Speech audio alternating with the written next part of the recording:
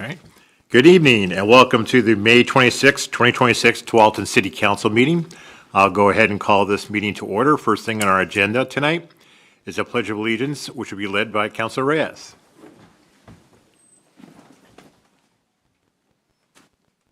Right hand over your heart. I pledge allegiance to the flag of the United States of America and to the republic for which it stands, one nation, under God, indivisible, with liberty and justice for all.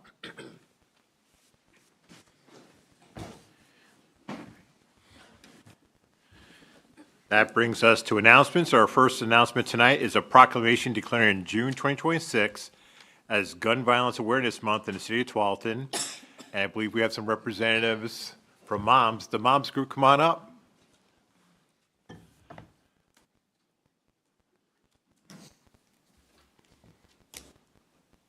Welcome back. Go ahead and you gotta turn the microphones a little ahead with the little, on your mic stand.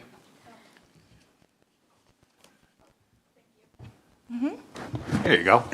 Now we're on. Good evening, Mayor Bubanek, councilors, and all of the city staff and residents in this room and online. My name is Mary Pat Hensel. I'm your neighbor who wears orange and resides in Wilsonville. I'm a gun violence survivor, a gun owner, a vocal public health advocate for safe firearm storage. And this year, I have the good fortune with my friend Sydney of accepting your 2026 Wear Orange proclamation. This is my third opportunity to tell you why this means so much to me and for your community. So you know it means I mean it when I begin by saying thanks. When you proclaim that you are paying attention to gun violence, it means you are listening and that you are aware. It means that the work I do with my colleagues at Moms Demand Action and Everytown for Gun Safety to build awareness has traction. It also means that we are partners in this effort and that together we will amplify the message and build more awareness because no one will miss us when we wear orange. In Oregon, the first Wear Orange was in December of 2015. It was pouring rain. I was there. And at that time, we were concerned with 96 people per day in the U.S. who were killed. Now, it's 120 people a day in the U.S. We must do much better. Everystat.org research shows that in an average year, 644 people die and 719 are wounded in Oregon. 76% of gun deaths are suicide. As I said, we must do better. 57% of gun deaths nationwide are suicides. So we must do a lot better. In a few weeks, I'll go to Washington, D.C. And when I'm there, I will be able to tell my colleagues and your legislators that you are publicly willing to recognize gun violence survivors and those who have perished, that you acknowledge those who live in your community with the hurt and the unrest that gun violence creates with domestic situations and in very difficult self-inflicted shootings. Let me know if you want me to say more than this. I will take your notes back.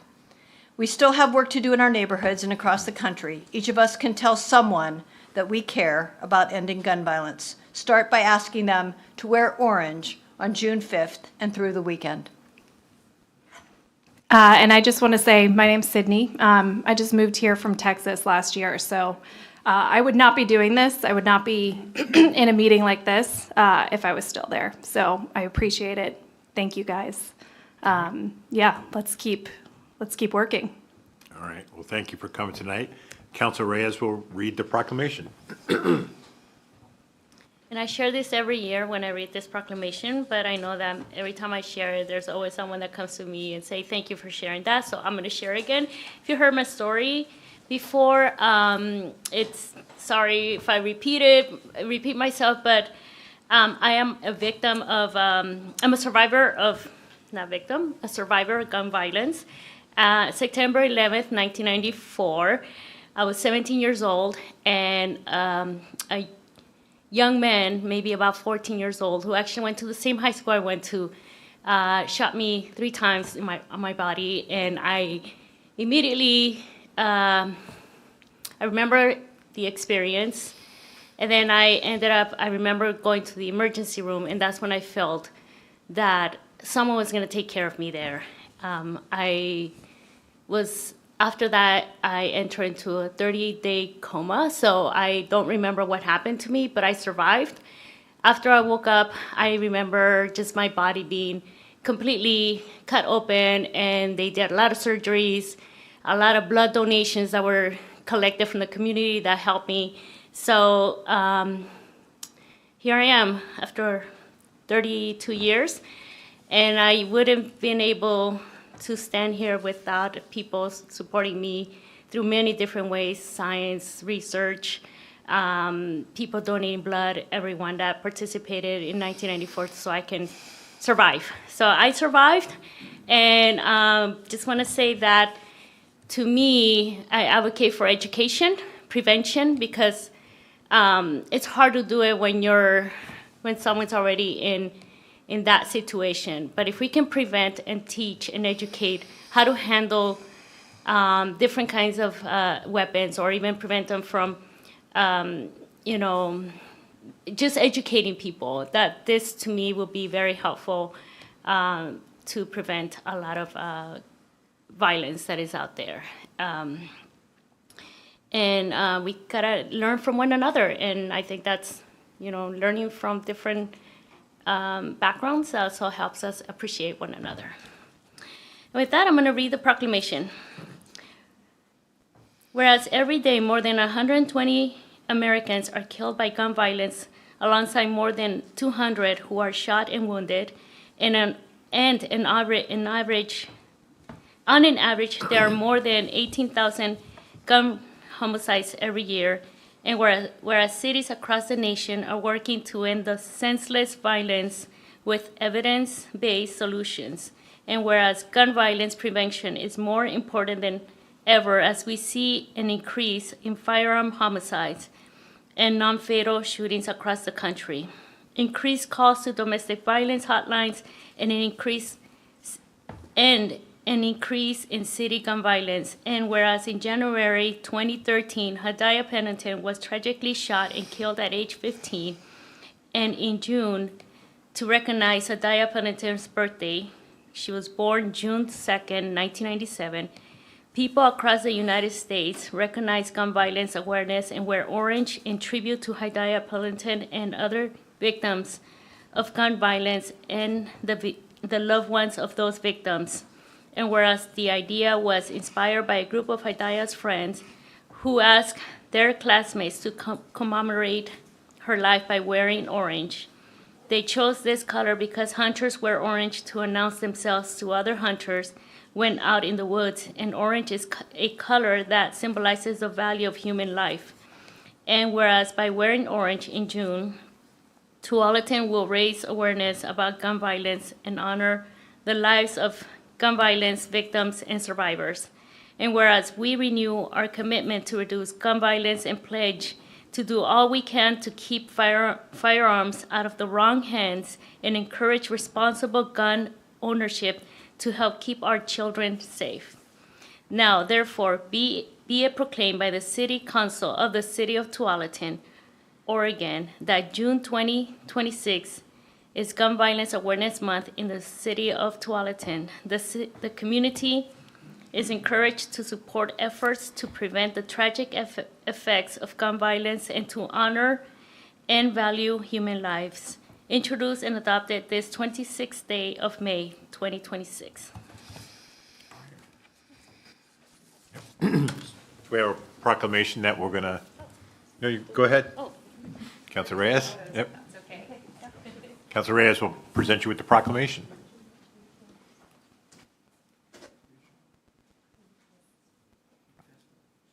You gotta get the sign.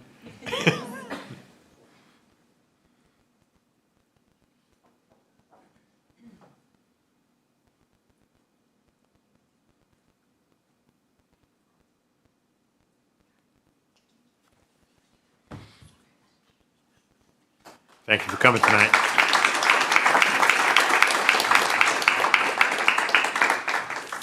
Our next announcement is a proclamation declaring June 2026 as Pride Month in the city of Tualatin. I see a few members of the IDEA Committee. You guys want to come on up and provide some comments before the proclamation? Well, you just go, come on up and sit there. All right. So for Pride Month, I have Council President Pratt will read the proclamation.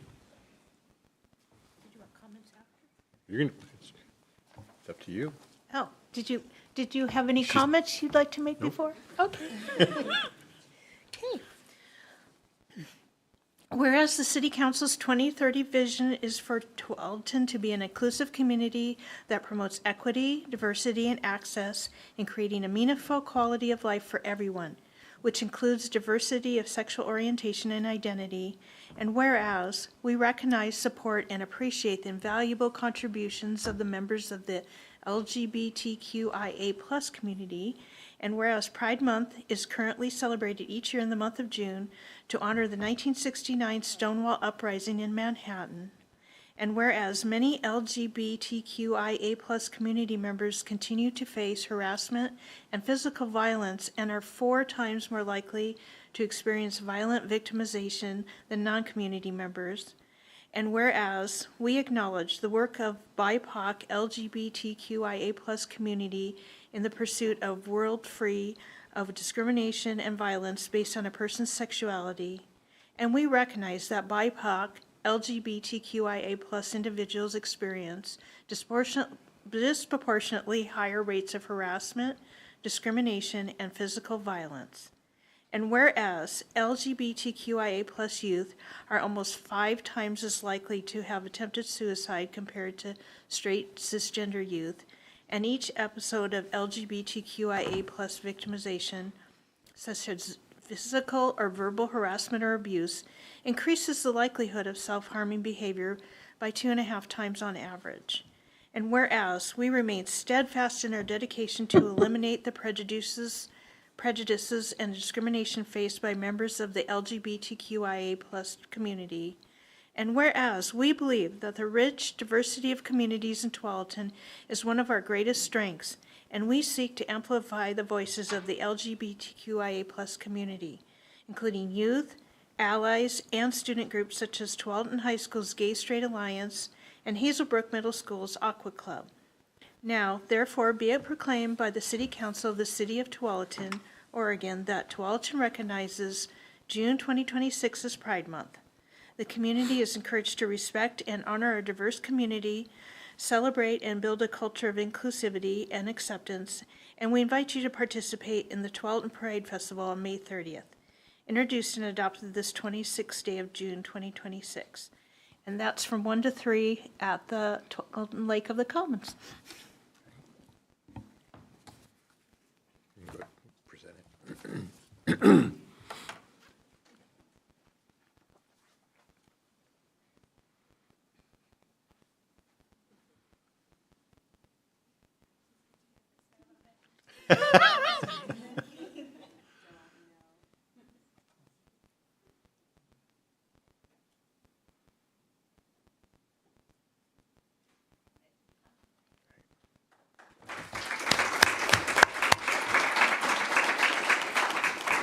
Don't go far, there's one more.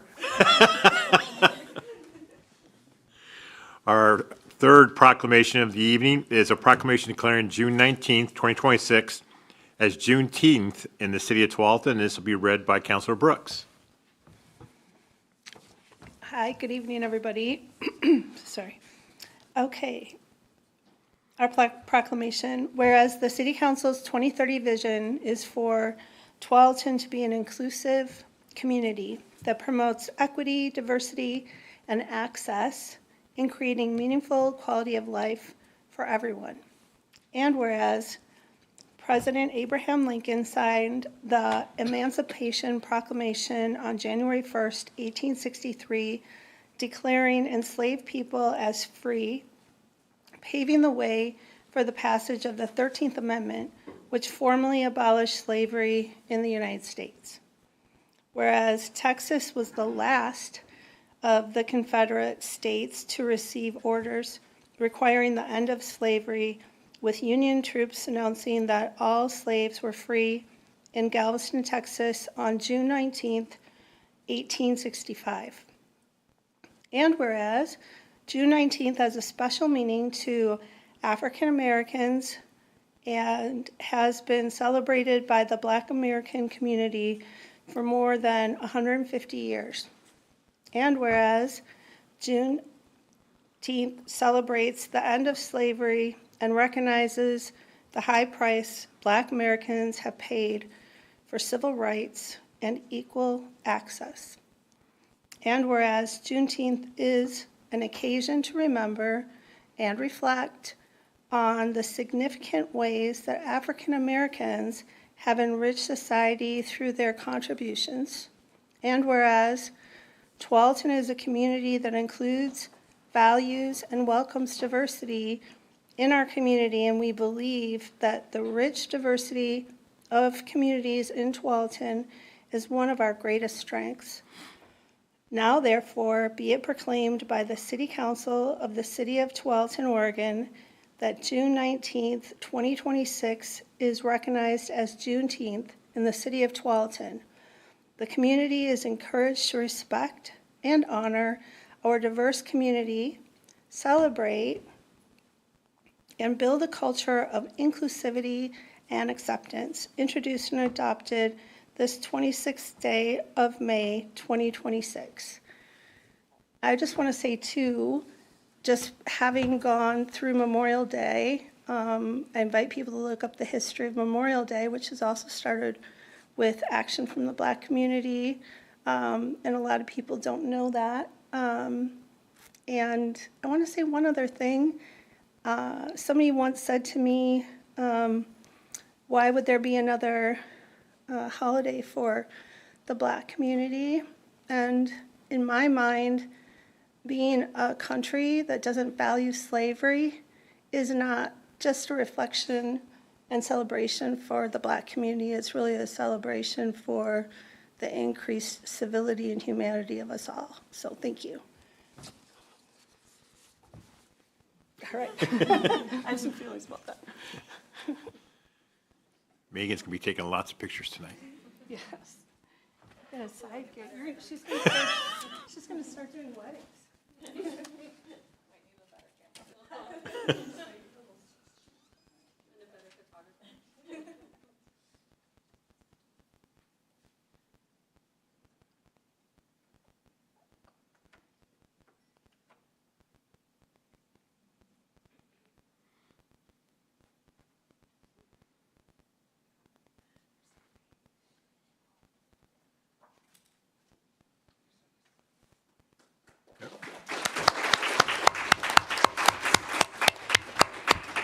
All right.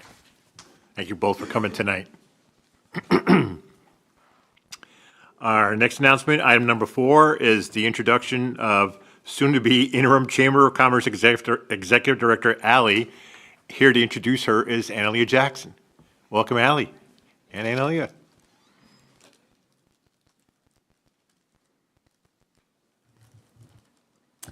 Good evening, Mayor Bubenek and Council President Pratt and Councilor Brooks, Gonzalez, Sacco, Hillier, and Reyes.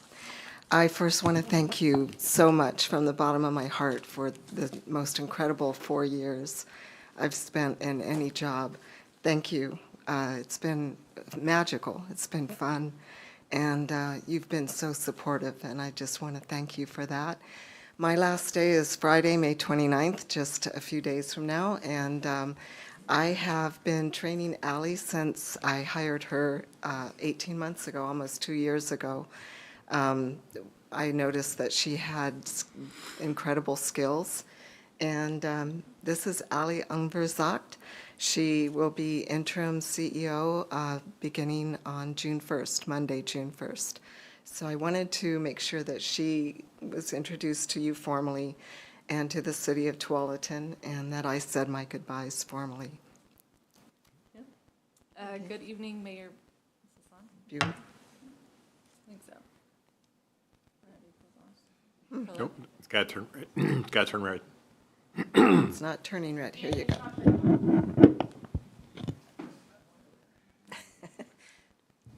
There we go. It's a special touch. Thank you. Good evening, Mayor Bubnik and the City Councilor. I'm super excited to step into this position as the CEO for the Tualatin Area Chamber of Commerce. I'm excited to partner with all the local businesses and the City of Tualatin. And our mission is to educate, promote, and advocate for small businesses. So thank you for having me. Any questions or comments for Ally or Analia? Council Brooks?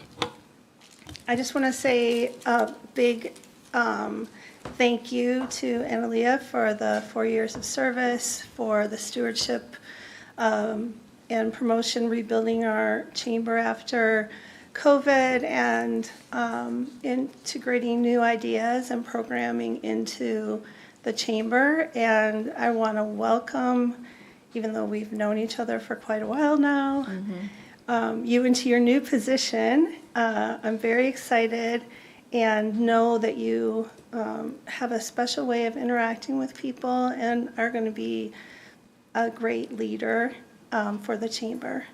So thank you you. to you both. Thank you. Thank you. Okay. Council President Pratt, then Council Reyes. Okay, well, yeah, so, Analia, thank you for all you've done so much in the 4 years you've been here, and it's great for our community, and we're gonna miss you, so good luck. I won't be far away. I know.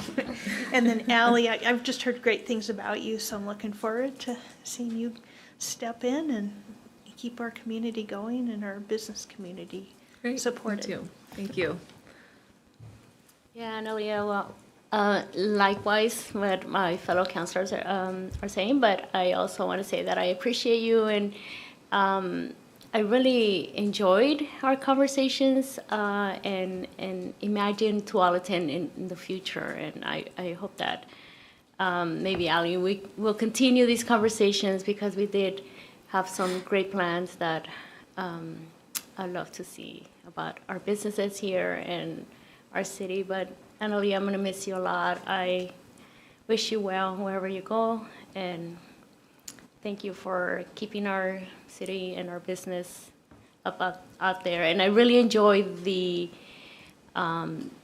annual event, the gala. That was a really great event. Thank you. Councilor Sacco or Hilliard, do you have anything? Nope, all right. Angelia, well, I want to Gonzalez. say thank you very much for bringing the chamber back. I remember in its state it was when you first came, and all of our businesses, most of our businesses feel like they're being represented. You are such a wonderful advocate for our businesses. When it's hard or it's easy, you've come to the council, you've brought the team, you've spoken on their behalves, and we've made decisions so much because of your influence to the council and the city and the business. So thank you so much. I know I will be seeing you in the future. Okay.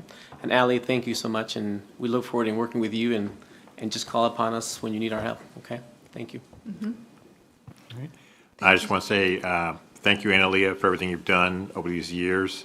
I'll still be working with you for the next few months in your new position. And same thing with Ally. I look forward to working with you for the remainder of my mayorship. I'll also continue to be a member of the chamber, of course. But looking forward to working with you and you grabbing a baton from Analia and moving in to the chamber forward and putting your own personal stamp on it. The same thing Annalena has done. Thank you, Mayor. Looks like you're going to say something, Analia? Oh, no, I just wanted to say thank you. I appreciate your comments so much. Thank you very much. All right. Well, thanks for coming tonight. Thank you. Our final announcement tonight is a new employee introduction. Human Resource Assistant Jennifer Nason being introduced by Deborah.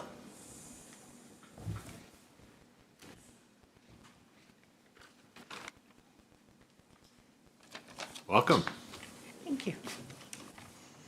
Mayor Bubnik and members of the council, my name is Deborah Bullard, and I am the Human Resources Manager and Volunteer and Risk Manager as well.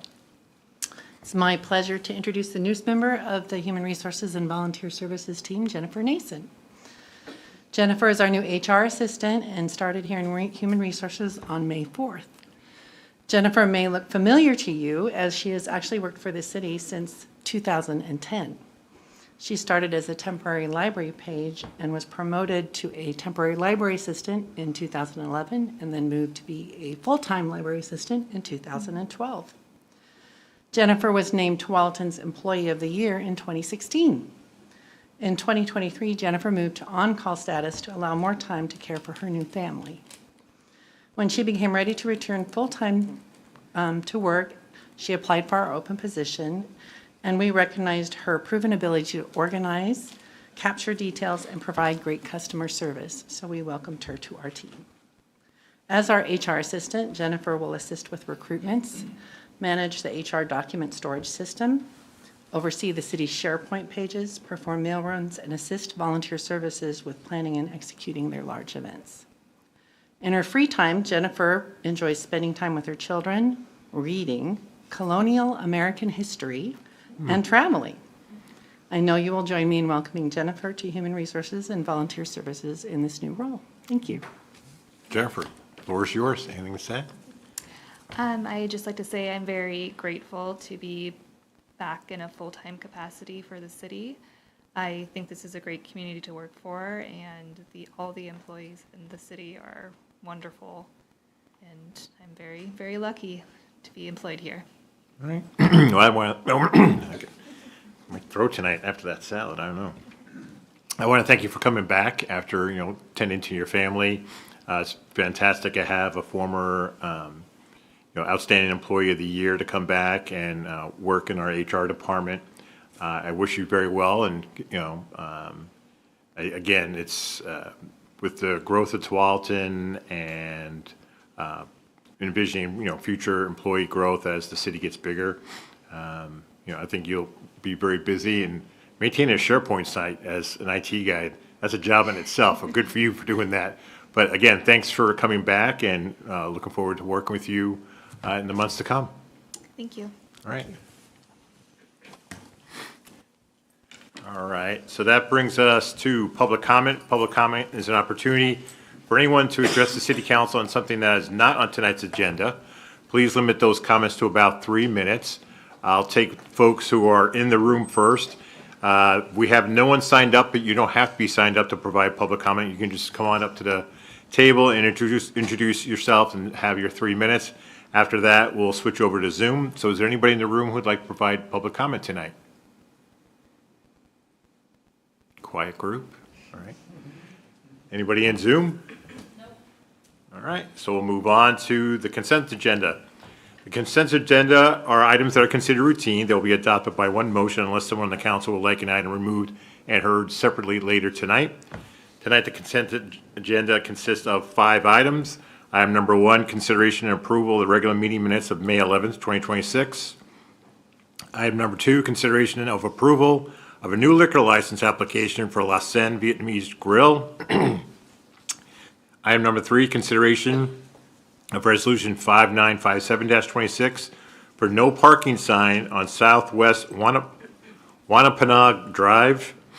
Item number 4, consideration of resolution number 5958-26, concurring with the vacation by Washington County of a portion of a public easement in the city of Tualatin. And finally, item number 5, consideration of resolution number 5959-26, awarding and authorizing the city manager to execute an agreement with Diversified Abilities for landscape maintenance services. Would any counselor like one of these items pulled from the agenda and heard separate later tonight? I move we adopt the consent agenda as read. Second? I have a motion and a second to adopt the consent agenda as read. Any discussions on those motions? All those in favor say aye or raise your hands in Zoom land. Aye. Aye. Abstain? Noes? It's unanimous. All right. That brings us to special report. Special report number 1. Welcome to Metro Councilor Garrett Rosenthal with his Metro update.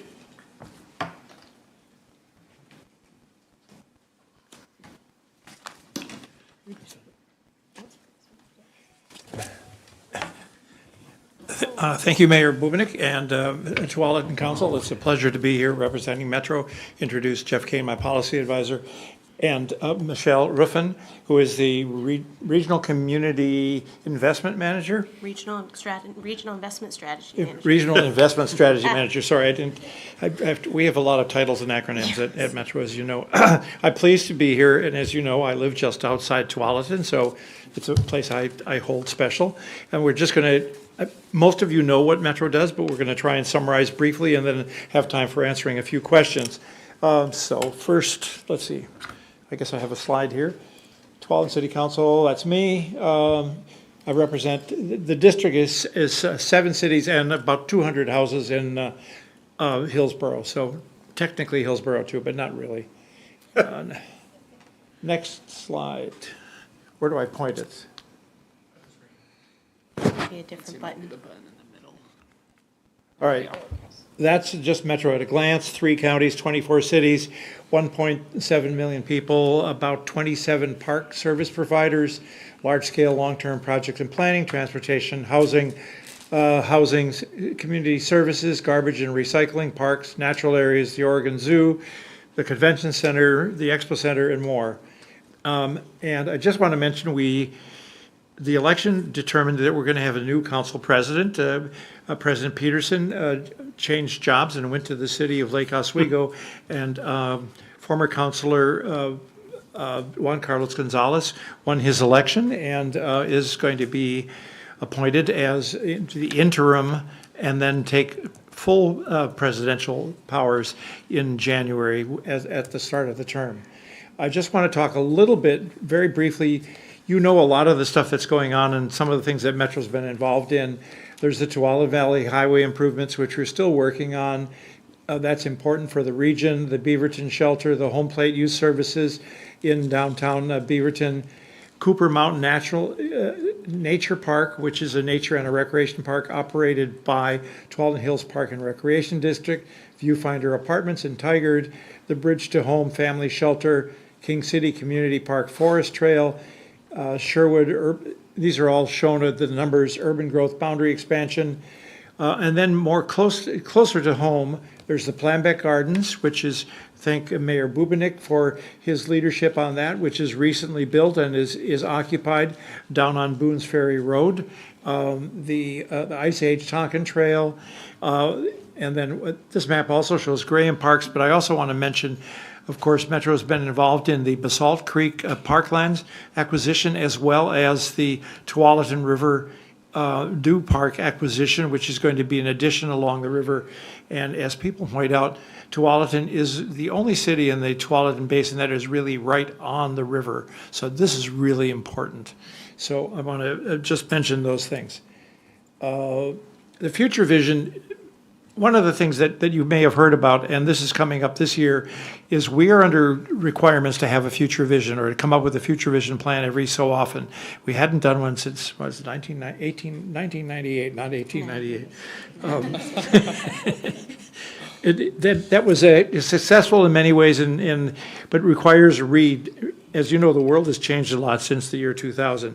So the future vision overview, it's a year-long process to get a wide range of opinions from throughout the area, including the Tualatin area and all the cities, and get input from both a lot of community groups, including youth cohorts, to try and identify what is the future vision, the guiding principles that are going to guide this area for the next 50 years. It's a long-range thing, and it doesn't necessarily say what's going to happen in the next 10 years, but it's meant to be a larger-scale overview.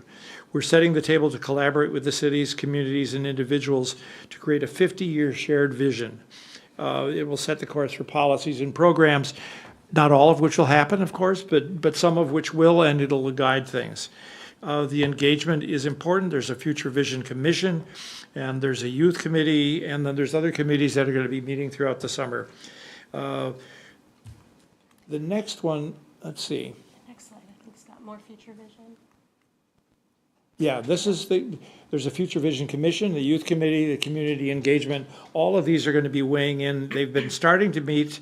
They've had some of their early meetings, and they're basically sort of getting their feet wet and learning sort of how to develop a vision for the community. One of the things I want to point out is this is from Tualatin. in the community survey that went out, and it was answered by people from the Tualatin area, this slide shows the priorities that were from the people in the Tualatin area. And you notice a lot of them have to do with natural environment. Affordability comes in very high, but then environment, green, walkable, natural, clean, and beautiful. Those are all, people in Tualatin value the beautiful area that we live in, the trees, and it's lovely this time of year. So this is an important thing. Briefly, I'm going to this covers the timeline. There's only two important things I wanted. That first dark blue box, that says the regional community and value engagement. That's something that we're doing now. That's the important part at this point in time. And then the final vision, if you notice, it says April, May 27. So that's the time frame. The rest of the stuff is details, and you'll be quizzed on it later. So, and I think at that point I should turn it over to you, Michelle. Sure. I'm going to use my notes. Thank you for having us today, councilors and Mayor Bubenik. And I'm going to use my notes, so I'm not as polished. I'm going to try to be as efficient as I can. So I'm the Regional Investment Strategy Manager with Metro, and the Metro councilors have they have three main priorities in the coming years. It's Parks and Nature. And they share these shared priorities too with Tualatin: Parks and Nature, housing, economic development. So I'm going to touch on two of those, and then I'm going to hand it back to Councilor Rosenthal. So the first one, speaking of beautiful green areas and parks. Do you want me to go back? No, this is great. Again and again, if you ask people what they love about living here, you will probably hear folks say nature, right? The beautiful green space, our beloved parks. It's a shared love of the greater Portland region. So I wanted to highlight here that this is from the 2022 Parks and Nature Levy. From Metro's Parks and Nature Levy. We have three program areas, and they're highlighted here. Habitat restoration and land management, where we protect and restore over 20,000 acres of protected and restored lands. Regional parks and regional park operations, where we host nature experiences, operate 34 parks, boat ramps, and cemeteries across the region. And where there are over 2 million visitors per year. I think it's 2.5, but it's quite a bit. And community grants and community-driven grants and investments in education, where we've granted over $190 million in grants and local share funding. Let's keep going. Thank you, Councilor.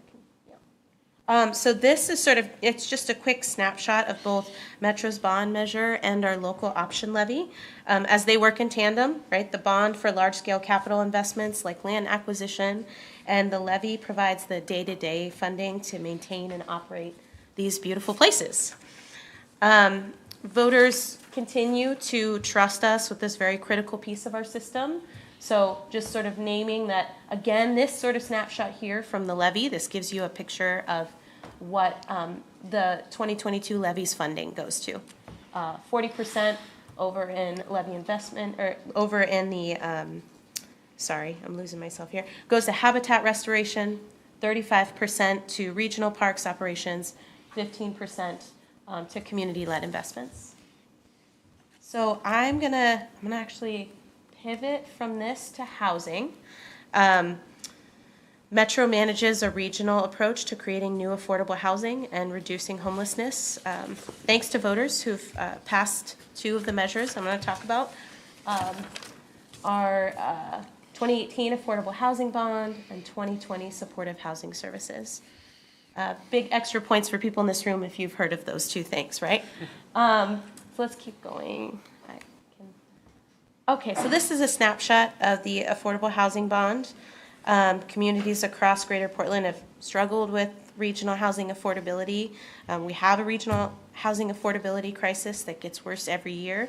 The housing bond in 2018 was passed by voters to support solution around this, and we've worked collaboratively with cities and counties towards this. So it gives you a snapshot of, over $652 million generated by the bond for property acquisition and capital construction.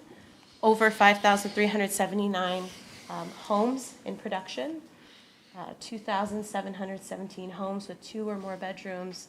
Sort of gives you the snapshot of what's been built. And we are projected to achieve over our goals of the initial, what we thought we would build, which is great news. All right, let's go to the next snapshot. The next one is going to be supportive housing services.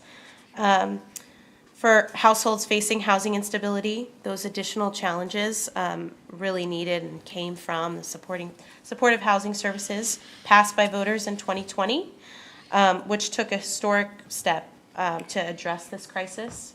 So supportive housing services directly funds like Clackamas, Multnomah, and Washington counties to invest in local strategies to combat and prevent homelessness. So again, it gives you a snapshot here, over 1.2 billion raised by the SHS tax as of August 2025. 10,001 households placed in housing, 20,600 homelessness preventions. And again, it sort of shares where the investments are really going to and what we're seeing from it. I guess the other thing I'll name with SHS, because I think it's very clear we've had some growing pains at the first years of implementation. Largely overcome those. The Metro Council has adopted a series of reforms to SHS, and we have what we lovingly call as RPOC, right? As an oversight committee that serves the governance of the funding going forward. RPOC was recently established, and they've had their first meeting or two. They're going to be tackling some of the real hard questions as how do we improve the system to make it more efficient, serve more people, and provide more services, and just make it a better system for everybody. So I think now I will talk about economic development. Metro has gotten into the area of economic development. One of the areas particularly Tualatin realizes is that you have industrial lands here, but one of the real needs was there was not a really good inventory of industrial lands according to the sizes and adaptability of these lands and whether there are limitations. So Metro has embarked upon, because Metro has the databases, a regional lands inventory to support the economy. We also support grants, transportation investments, visitor venues, the Oregon Zoo, and more. So I mean, Metro is probably going to be more involved in economic development because we realize that this is something that's going to be part of the future vision.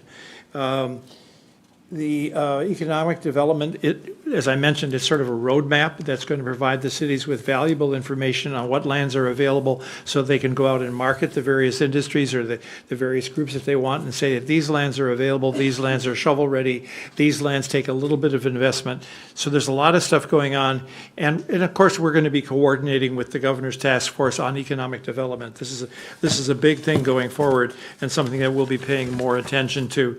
It has other components. The chambers of commerce, of course, are very important in economic development. And so, Metro will be working with chambers of commerce to identify the businesses and the types of businesses that are most appropriate, as well as perhaps even getting involved in helping the education system develop people who are ready for the jobs, for the kinds of new careers that we want to create.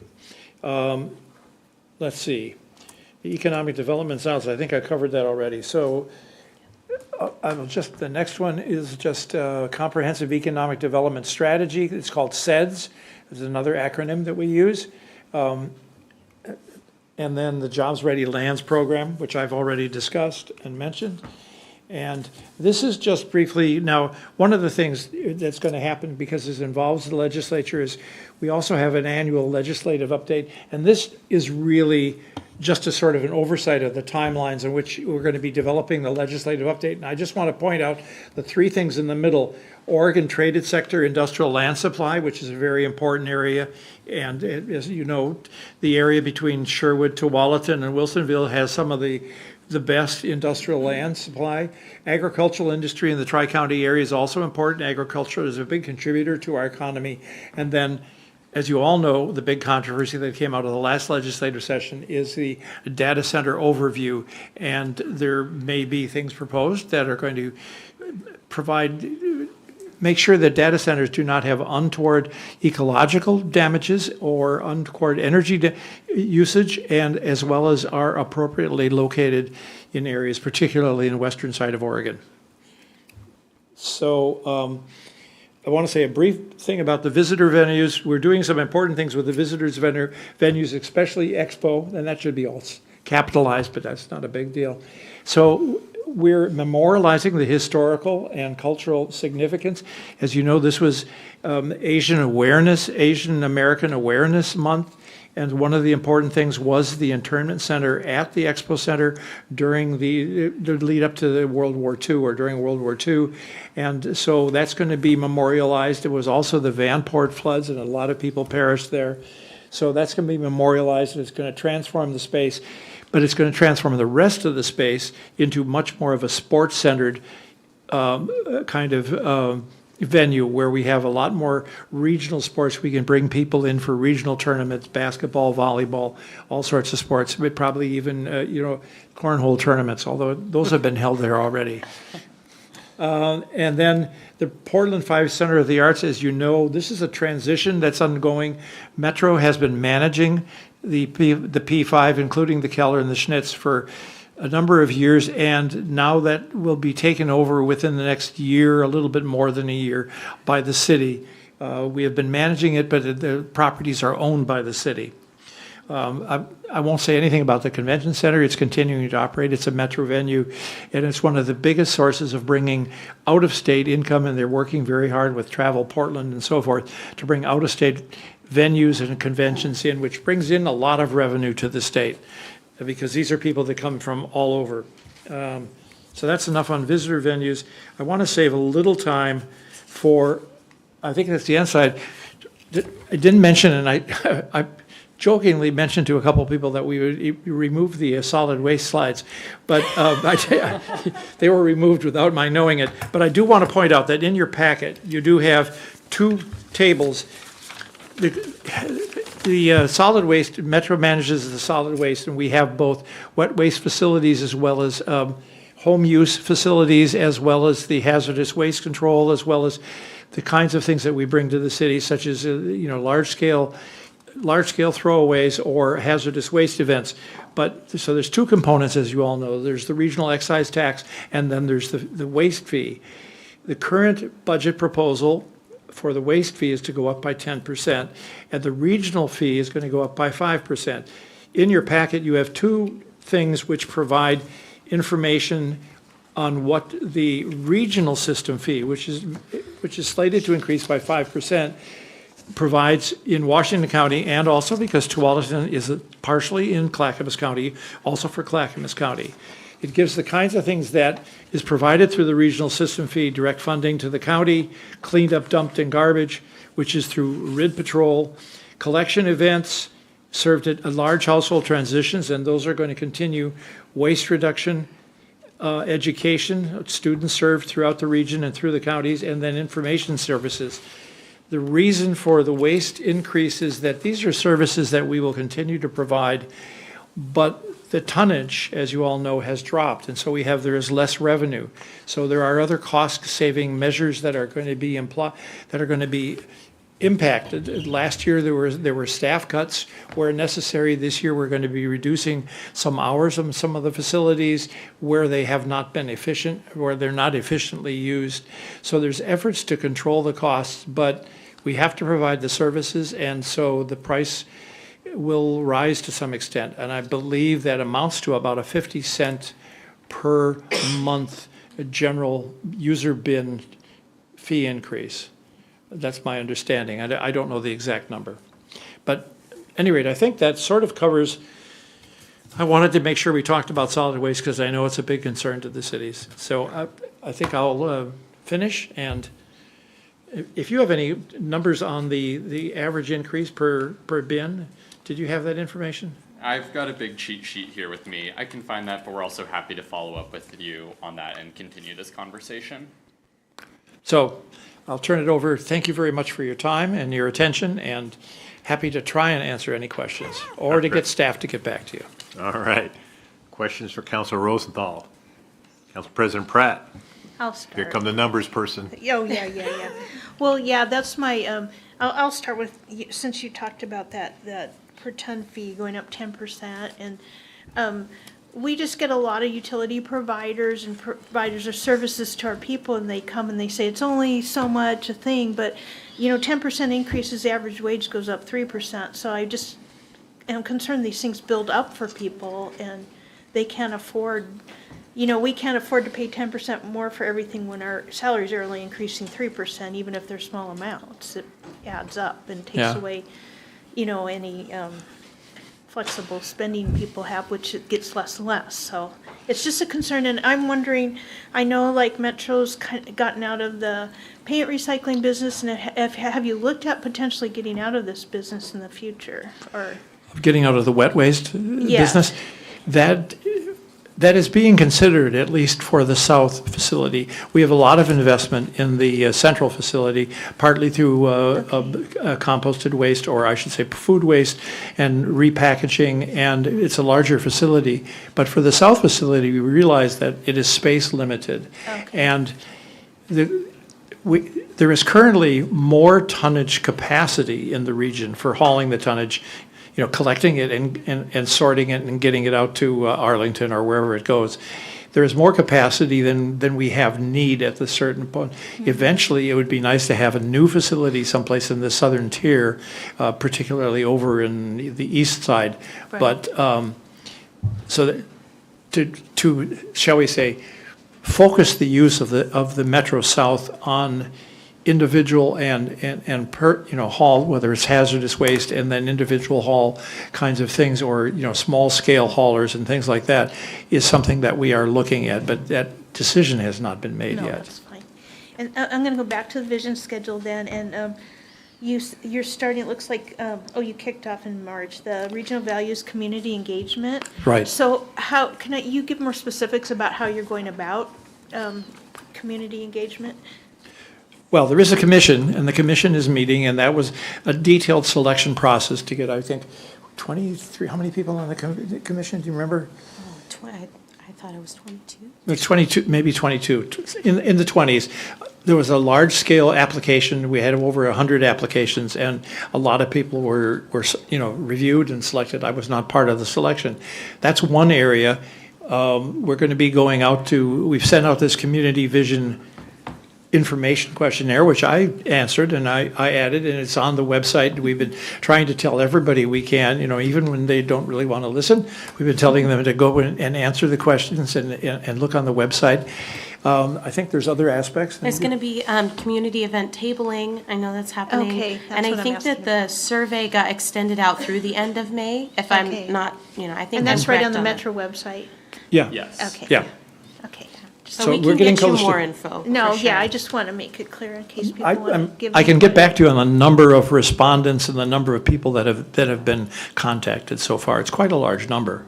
Okay, and then, It takes quite a few people just to do that one slide. You remember showing the key preferences for the Tualatin, and I don't know if it's just the city limits or the immediate Tualatin area, but that takes a lot of people to develop a slide like that. Statistically, you don't do it on just, Yeah. 100 people. right. Well, that's good to hear. Yes, that doesn't work. And then I did go to the Cooper Mountain Nature Park, and I just want to commend Metro for putting park spaces near where people live, so people can appreciate nature close by, and what you've done for our city too with the parks. That's really nice. And We like parks. yeah, And we still have the bond issue that was passed, which it's about a little over 50% expended, and we've gotten another 4,000 or 5,000 acres. That needs to be wrapped up by about 2031. So there are more purchases in the priority areas than that we still have on site. But as you know, we purchase properties, it's willing seller, so we have to wait until people really are interested in selling. right. I have two more quick ones. The first one is just a reminder to Metro that there is Metro outside of the Portland, city limits. And then my last thing is we're in 26 and 2029 is coming soon. So what's being done with the idea of a new SHS? I'm sorry, ask that question. The safe harbor, that expires in 29, correct? The SHS? Oh, the SHS, well, that was originally under consideration for going for an extension of that, because it ends in 2030. And we have to really sort of, if it's going to extend, it has to do that a year or two in advance. Okay, so not much is being done right now. It's being considered, it's being Okay. planned. Right now, the polling has been conducted to find out what people's concerns and what their preference is. And I'll just state personally, when we started, we really didn't have a great idea of exactly how to do this. And so the first couple of years were a very steep learning curve. And that was also a period when downtown Portland was at, shall we say, a bad reputation situation and a lot of bad press. So it'll take some time for people to realize that we've been making successes, we've been making wise investments, and people have been saved and people have been helped off the streets. We have to adjust some things, whether it's the tax rate to make it index for inflation. We may have to adjust the 75-25 proportion because we realize there's a lot of people that are in danger of becoming homeless, but they're not technically chronically homeless. So there's a lot of different populations to be served. There's the youth cohort, which is hard to define. They're sometimes homeless and sometimes not. So there's refinements that are being made, but all the counties are now on board with a regional data system and with also the regional concept that this is a regional situation because people move around the region and people have different kinds of things. So we're now also, I would say just recently we've started, there's a training program that has been initiated by Portland Community College. So all the people who are going out there and dealing with people on the streets and dealing with people who have help have at least a consistent training. Now, that hasn't reached everybody yet, but it is in process. So these are the kinds of things we're working on. It's not a perfected process yet, but it has been successive. It hasn't completely solved the problem, but it's helped a lot of people. Okay. And my last comment is just to thank you because you're always accessible to hear our needs in our community here. You're welcome. Other questions for Councilor Brooks? Thank you for the presentation and your work on the vision is exciting. I remember when you introduced it at the meeting down at the zoo, and I did bring those cards back. I think there's a scan. People can scan their phone on the site. I don't know if we have that slide. But people can scan the questionnaire and fill it out. And it's always really good to hear from people from Tualatin. So as I feel fortunate to have worked under a couple different Metro counselors' leads, and I really appreciate the fact that you bring the information. Honestly, before it was a very rote presentation with not a lot of interaction. And I never saw the kind of input that we've had in representation we've had from you, especially around our parks, answering our questions about the garbage, et cetera. And then, of course, my question is about the supportive housing services, human services, part of the supportive housing services. So with the oversight committee, how is the balance between the leadership of government and the expertise of social service, mental health, trained people, education systems, et cetera, interacting with each other in the leadership role of this? That's a very good question and a tough question. I have to ask, it's a work in progress. As you know, the Regional Policy Oversight Committee is mixed with elected officials and experts and people with lived experience or people who are working in the field. It has now, I believe, come to the realization that we're going to need some either subcommittees of experts to provide a greater input because, I mean, I think it's 17 people, with the people that are on it and the elected officials, we don't always have all the experts we need on any given topic. And so that is a problem, that is an issue that is being worked out. And they have been required to, within the first 2 years, make recommendations as to how their committee can be improved and bring in more insight, more expertise, and more, in some cases, it may be just community involvement, or it may be business involvement. I don't know. It may be the real estate community that needs to weigh in a little bit more. But they are charged with coming up with that recommendation or coming up with that evaluation within the first 2 years. Okay, thank you for that answer, appreciate it. And I have other thoughts. I am hopeful that it is deeply evidence-based work that is done with community assessment expertise so that we can start targeting not only getting the social service infrastructure and the providers that we need to execute these things, but also to focus monies on the easy lifts, the most effective lifts like eviction prevention, which is what our community continues to ask for again and again and again.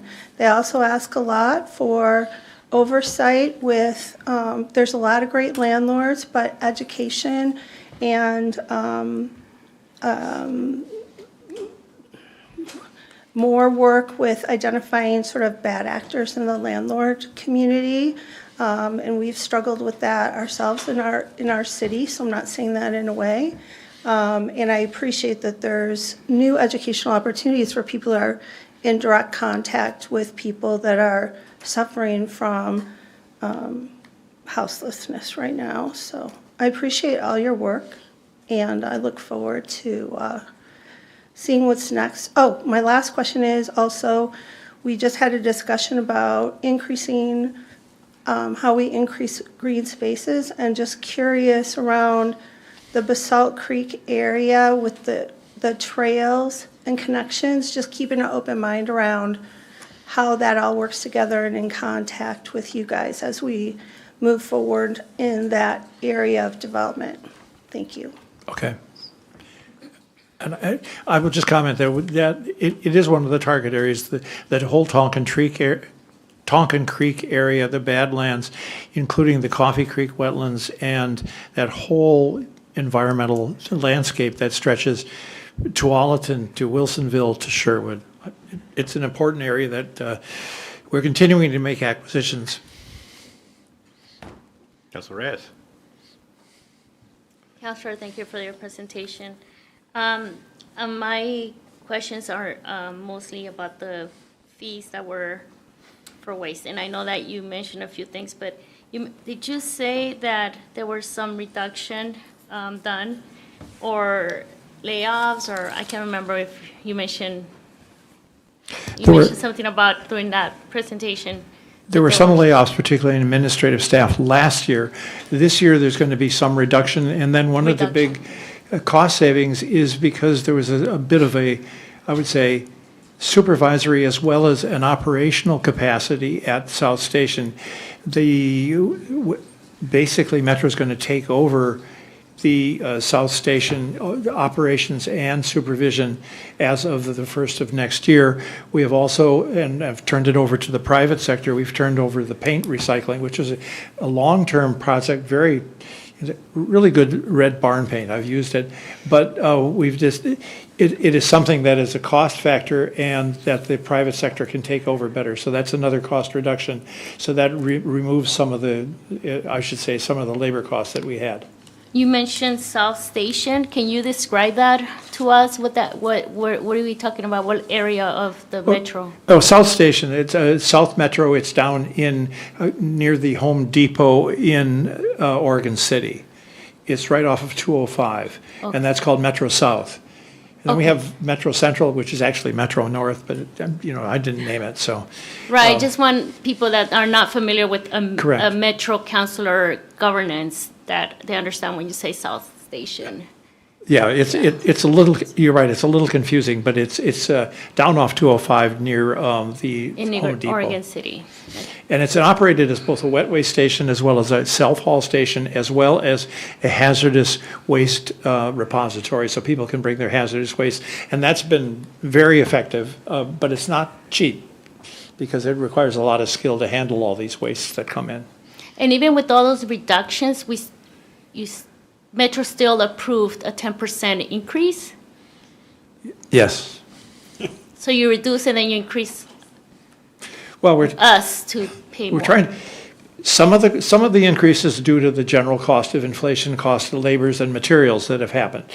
And that's about a third of it, I think. I'm not exactly sure. And the other half is due to the unexpected reduction, about a 15% reduction in overall waste that is being processed at the facilities. And when we have less waste, we have less revenue. So the cost cutting is the cost cutting and the reductions are in large part to try and manage that. We had originally talked last year, the year before, 2 years ago, we talked about trying to keep things at 8%. And this is a slight increase, but again, we didn't. 10% is a slight increase or 8%? 8% was what we had been targeting as sort of the cost increase, just because of operations needs. Solid waste is one of those strange things that the more complicated society gets, we reduce the waste and generate less revenue, but it costs more to deal with the waste. So it's sort of a countervailing currents there. But yes. The reason why I say that I bring this up is because I want our community to understand, because we do get emails and people thinking that it's us, Tualatin City, and we approving all this. And so I need our citizens or our residents in Tualatin to understand where that comes from and why it's happening, because we don't have the ability to, as a city, we can't just go and acquire another waste management company other than Republic Services. Am I correct? I don't understand. I don't Like, we know have the- Republic Services, right? You have Republic Services. Yeah, and can we go to another, like, say, waste management company that says we would compete with Republic Services? We can. Well, you have They use the franchise same agreement. facility. It There's would, no yeah. competitor There's for no Metro. competitor for Metro. Metro. Right, I'm sorry, yes. Yeah. Yeah. So there's no competitor for Metro, right, out there, right? Metro provides the facilities to receive the waste. We do not collect any waste. And so what you're talking about is the waste collection groups, whether it's Pride or the Republic or Waste Management or City Pride. of Roses. There's about 7 of them in the area. We don't compete with them, we just regulate them to make sure that they all follow the same rules and operate according to good business practices. But it is the cities that set the contracts with the individual haulers. And that is not something that Metro regulates. But you do charge us, Pardon? yeah. You do charge us for those services, We- Metro. There's Yeah, a they charge regional, Republic, which comes to us, passes on to us, the residents. we charge you directly, well, we charge directly to 5% the regional excise fee, and then we charge for any of the facilities that take waste to Metro South or Metro Central, and that is the 10% increase. And that is a private hauler that is then paying that extra 10%, and they will, in most cases, pass along those costs to the cities that they serve. Right, I'm just, it's, I don't mean to ask you or put you on the spot, I just want people to understand the way it's working, because we would like, I definitely feel the city or residents should have a say-so or a voice when these fees are being passed at Metro level, because first of all, there's not a lot of understanding of why their trash is now, to collect their trash is gonna be, I don't know, $10 more or $5 more. And it does add up, even though we think $5, $10 is a little bit, it just keeps adding up. And eventually, that is gonna be another $100 or something that, our citizens and residents here in Tualatin are getting getting really, it's a hardship for them. And I think that's why I bring it up, because the understanding of that, it's very important for people to know why it's happening. And there's hardly any communication from Metro to the resident. Usually it's us here. One of the, and I agree with you, and up until about a year and a half ago, the communication was even worse. And then at the behest of, or at the argumentation of a lot of the cities and the mayors, we reestablished the Waste Advisory Committee, the Solid Waste Advisory Committee. Now, I'm not on that committee, so I can't tell you about all the things they discuss, but my understanding is they provide a forum for the cities, the representations of the cities, to present their arguments and to try and clarify the situation. It was considerably more complicated 3 or 4 years ago. It's gotten a little bit more straightforward, but it's still a complicated system. And yes, it's not always easy to explain, but I think Mayor Bubenik probably could explain it a little bit better than I am, because I think he's sat in on more of those meetings. Right, I understand that, but when it comes to voting, you also vote on that. When I it's do vote presented. on that. Yeah, you're representing us in those meetings, voting on our, And I base my vote both on our budget, on the kinds of costs that we have, the kinds of efforts we're doing to control those costs, as well as on what is recommended by the Regional Waste or the Solid Waste Advisory Committee, which is represented by people in the region. And to a certain extent, I have to take all of this information and say, this is reasonable, can we continue to maintain services at this level? And if we can't, then what do we have to do to do that? And is a waste facility fee justified or not? And it's a balance.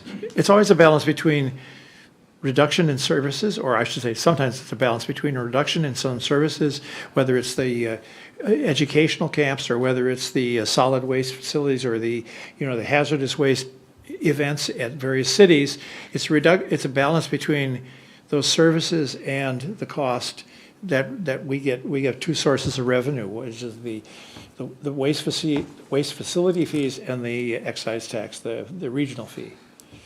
So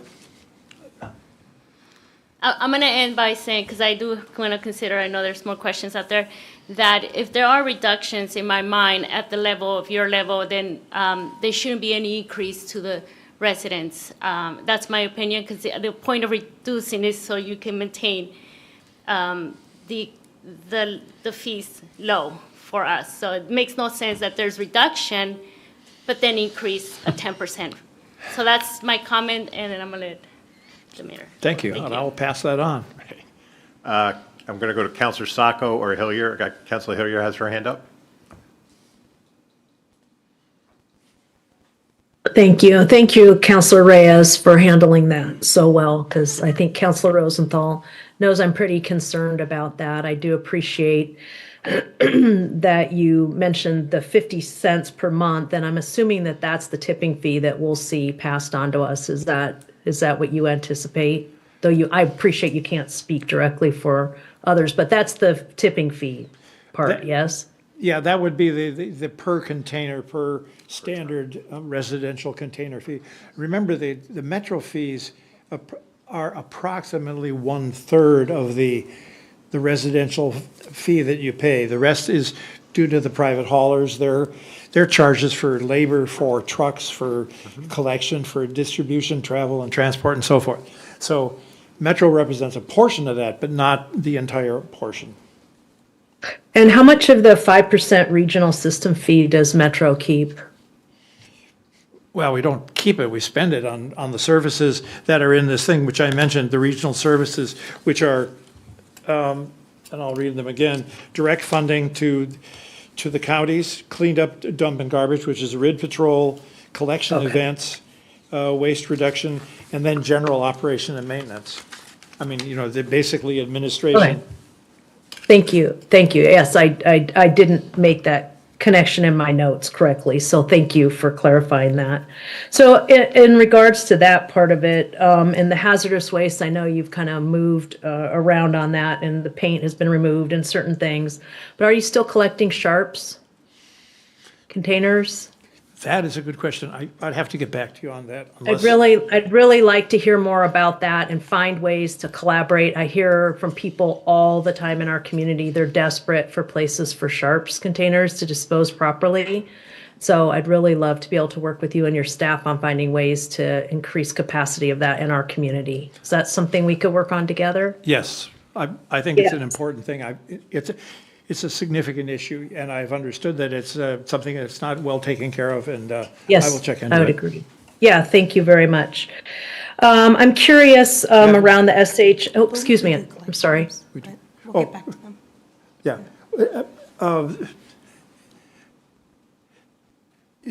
I was just informed that go ahead. I was just gonna say, I believe that we do collect sharps, so I think we should get back to you though on like what that collaboration looks like. So I just wanted to know, Yeah. I think we do. Yes. Yeah, thank you very much. I'd love okay. to learn more. Yeah, thank you very much. I'm curious around the student health survey, it's another acronym that SHS stands for in my work, sorry. The housing funding, and Counselor Brooks, thank you for your questioning. That was along some of the questions that I had. And so I'd like to end or add on to that to ask, what is the relationship? What would you say Metro's relationship is with the counties, with the 3 counties around the supportive housing funding and that whole project? I mean, I appreciate you've noted that there've been a lot of kinks to work out in the process, but I'd like to know, since our community represents 2 of those 3 counties, what is the relationship like and how do you see that moving forward? Much improved. The relationship is pretty good. There are still some kinks to work out. Last year, we agreed on on everybody on the same regional information system. We have pretty good agreement on most of the KPIs, key performance indicators. We've been working directly. There are still some particular complications with Multnomah County and the city of Portland because they have a more complicated system. Washington County and Clackamas County are a little bit easier because they didn't really have these programs before. Multnomah County had these programs funded federally or from other state issues, and so meshing these 2 programs has been somewhat more complicated. And as you've read in the paper, there have been some concerns about housing monies and things like that in Multnomah County. But I would say it's on a good track. Again, there are still issues to be worked out. The IGAs are going to be revised, but that's going to take some requirements or some direction from the Regional Policy Oversight Committee.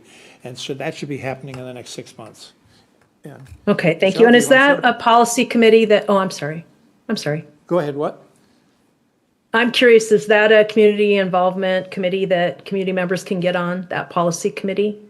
The Regional Policy Oversight Committee, no, it's an established committee appointed by the president of the Metro Council. It's about 17, 18 people, and like I said, they were vetted to represent a wide range, and as Councilor Brooks pointed out, perhaps they are a little understaffed in terms of expertise, but they include elected officials and people who are representative of the service providers, representative of the counties, representative of Metro, and so forth. But they're going to be readjusting their committee structure over the next year or so.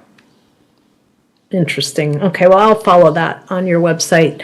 Okay, thank you. And I'm curious, I don't see anywhere for youth to apply as we think through the 2050 visioning or the 50-year visioning process, excuse me. Could you, in a follow-up, supply information with us on how youth can apply for that? I don't see anywhere on the Get Involved or anywhere for youth to apply to be part of that? Or are you telling us Okay. that has already been selected? I can speak to that a little bit. Yep. Jeff, Thank you. The youth committee has already been selected and has started meeting, although there's going to be more opportunities in the future for youth to be involved. There's going to be a summit event this summer that's going to bring youth from around the region together, led by the youth committee, to talk about this issue and to get their input for the vision. And as well, we're in our first phase of engagement with the Future Vision process. But this is going to continue throughout the summer and into the fall, and there's a real priority for reaching youth voices as it is their future who's going to be most directly impacted when we're looking 50 years in the future. So we can certainly share information with you about opportunities to connect with the Youth Committee and about the Youth Summit going on this summer.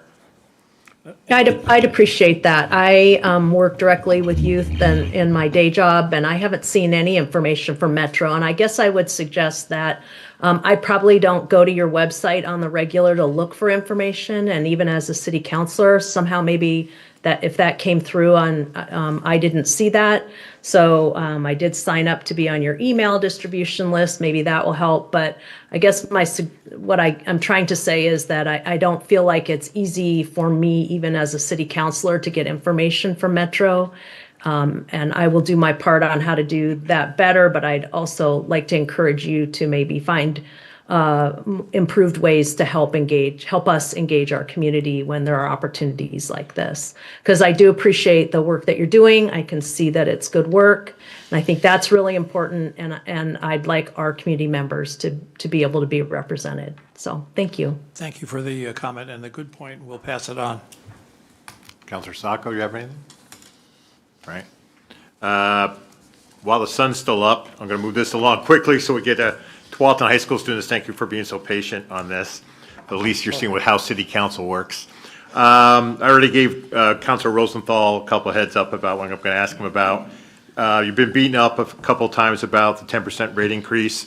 I want to mention that the Regional Waste Advisory Committee asked Metro not to do the 10% increase. They advised against that. They also opposed the elimination of the funds for the Business Food Scraps Technical Assistance Program. And folks go, what the heck is that? Years ago, Metro started the process, thankfully, that any restaurant or food service facility that has over 250 pounds of food scraps a month would participate in this recycling program. They've gotten, and it's a requirement, it's not optional. Restaurants did get involved, did do this, but now with this latest budget, the technical assistance money for folks like at Washington County and City of Beaverton to give that assistance is now gone. So now Beaverton, that staff position that gave the technical assistance, and my concern mainly is Washington County is no longer funded. And we all know what budget situation Washington County is. So if we don't have county folks checking on compliance on Metro's policies, which they have not changed despite the rate increase, the withdrawal of funds, that Washington County representative will come in, find out they're not in compliance and not be able to help them with compliance because the position that used to help with that is eliminated. Again, it's too late now. Metro Council's already voted on this change, but just a note of discontent on that vote. I know Mayor Beatty sent in a fantastic letter in objecting, and she is our representative on RWAC for Washington County on the garbage business for Metro. The second thing I want to talk about is the rate increase. Again, RWAC said no, didn't agree with it. A terrific stat that Mayor Beatty had was that since 2020, Metro has raised garbage rates 92%. In 6 years, you've raised garbage fees by 92% on our residents. And I trust her numbers because she's got a way bigger staff than I do. If it's wrong, let me know, but I assume it's right. And the last thing I'm going to beat you up about garbage is that if your tonnage is going down, it's not going to go back up. So you guys need to figure it out. If your tonnage keeps going down, Metro's done a fantastic job of keeping things out of the landfills and out of garbage. It's just not going to be there anymore. So to Councilor Reyes's point, you got to figure out more budget cuts because you're never going to see garbage go back up again. So the crystal ball says next year you're going to be in the same position. And, I won't be here, but I'm assuming the next city council isn't going to tolerate another rate increase when tonnage is going down. So you need to start planning now. Switching gears for economic development, Christine Lewis, Councilor Lewis, gave the presentation to the Metro Mayors Consortium about economic development initiative at Metro, and the resounding question to Councilor Lewis was like, why? Why is Metro getting into this? This is not a thing for Metro to do. Metro is in charge of the UGB, and I applaud the buildable lands inventory. We do need that. That's fantastic. But what's Metro going to do that the state's not doing, the counties aren't doing, what the cities aren't doing, and especially what GPI is doing? You know, what is Metro's role? To me, that's a TBD. To me, it's a duplication of effort. If they want to act as a convener or be the point, as I assume they're going to be on future UGB expansions for manufacturing industrial lands, have an actual real inventory of what we can use, that'd be fantastic. So with that, I'll let you respond. I hit you with a blast, but wanted to get it all out because, again, we got sunlight for a picture going down. You may have to remind me of a couple of the questions. Yeah. So it's the 10% increase, we beat you up about that. The decrease of funding of the food scraps, Yeah. where the YARWAC and Mayor Beatty asked for partial funding, which wasn't, I guess, awarded at 40 to 50%, and then economic development. My understanding, as I mentioned, on the 10%, and maybe I'm wrong, and I will recheck and I will go back and revisit this, is that, again, like I said, part of that is just the cost of living increases 3%, and we went over the 8% because of the unexpected large loss of a revenue from the waste stream. And so it was a balance between how much services do you cut versus how much do you raise the increase? And you know, you could say, well, we're just going to cut services completely and not raise anything, or we're going to raise it 15% and not cut any services. My understanding, or I was convinced, and maybe I was wrong, that we sort of sought a happy medium. We came close to the 8%, not as good as we would have liked, but it also avoided cutting services. I've had some comments from people, from private haulers and stuff, saying, if you cut it at 7, if you are not open till 7 o'clock at night, we can't, it just costs us a lot because we have to keep stuff and haul it around until the next morning. So that's one thing. The food scraps thing is a more complicated subject. When we initially gave out grants for the food scraps, it was intended to be a 5-year program. It was never intended to be a long-term subsidized program. It was intended to be as a startup, set up, and get people running, so they get the cities so they could be in compliance and knew how to operate it. We extended it for 2 years, so it's actually been going on for 7 years. And again, that was one of the cost-saving things. There are still some grants available to the cities for the food scraps reduction programs to monitor that, but it is not as much. It's about 1/5 of the amount of money that was available before.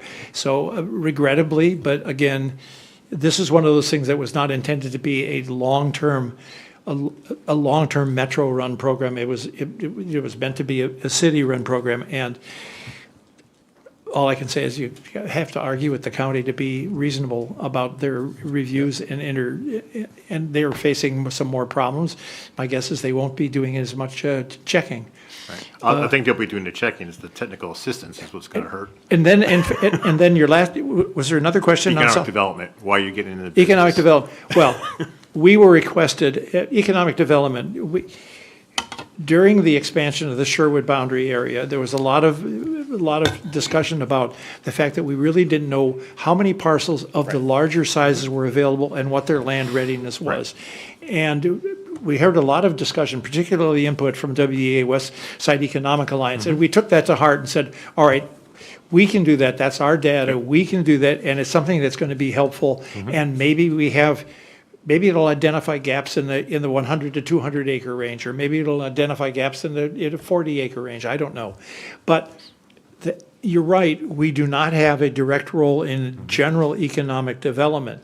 But as a regional convener, there are perhaps roles we can play, such as perhaps in dealing with workforce issues, that we can play in bringing people together, not in running it, not in developing the economic analysis.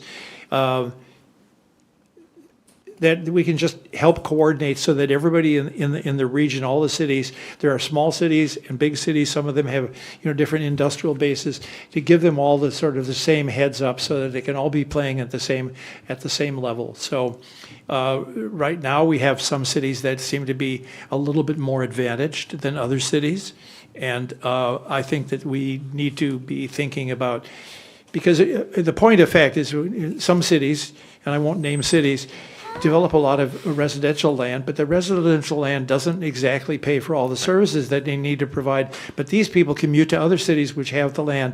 So there is a role for regional convening and regional balancing in that. And so economic development is a complicated thing, and I don't think you can just sort of dabble in it. I think you really have to have at least a comprehensive understanding of the problem. No, I agree with you on the convener. I could see Metro as a convener, but not spinning up a department that does economic development that competes with other economic development organizations. But as a convener, yes, because that's what your job is, to convene things, not to spin up another program that is duplicative. And where there's, Metro also has a very large database and a very large data capacity. And so where data is important, or where data can inform people, I think that's where we can be most helpful. Yeah, But and you're right. I applaud the UGB thing. I know being on the board at WEA, that was the ask, along with Clackamas County, you guys reacted and said, yeah, let's do that. So that I do applaud. With that, I'll stop beating you up. Any other questions? All right. Well, thank you for coming tonight. It's a tough room to come into. I appreciate you taking the questions and taking, some really pointed questions. I do appreciate it, Garrett, that you do this and do come, and you do come quarterly and face the music. I appreciate the interaction and the involvement and the questions, and this is the first of 7. All right. So now you're toned up for the rest, because the rest of them are going to be the same. And I know some of them are going to be equally tough. Yeah. All right. Well, thanks for coming. Thank you all. All right. And I want to thank Metro staff for coming with me. And I just have to say, they do all the hard work. We sometimes make the decisions. Hopefully we get it right. Maybe we don't always get it right. All right. Thank you. Thank you. All right, thank you. So with the sun going down, let's try to get the picture done now first and then do the presentation. Apologies to the school. Yep. All right, so the council, the kids, we'll take a 10-minute recess. We'll come back. It's now 8:30. We'll come back at 8. Recording stopped. At 8:40. All right.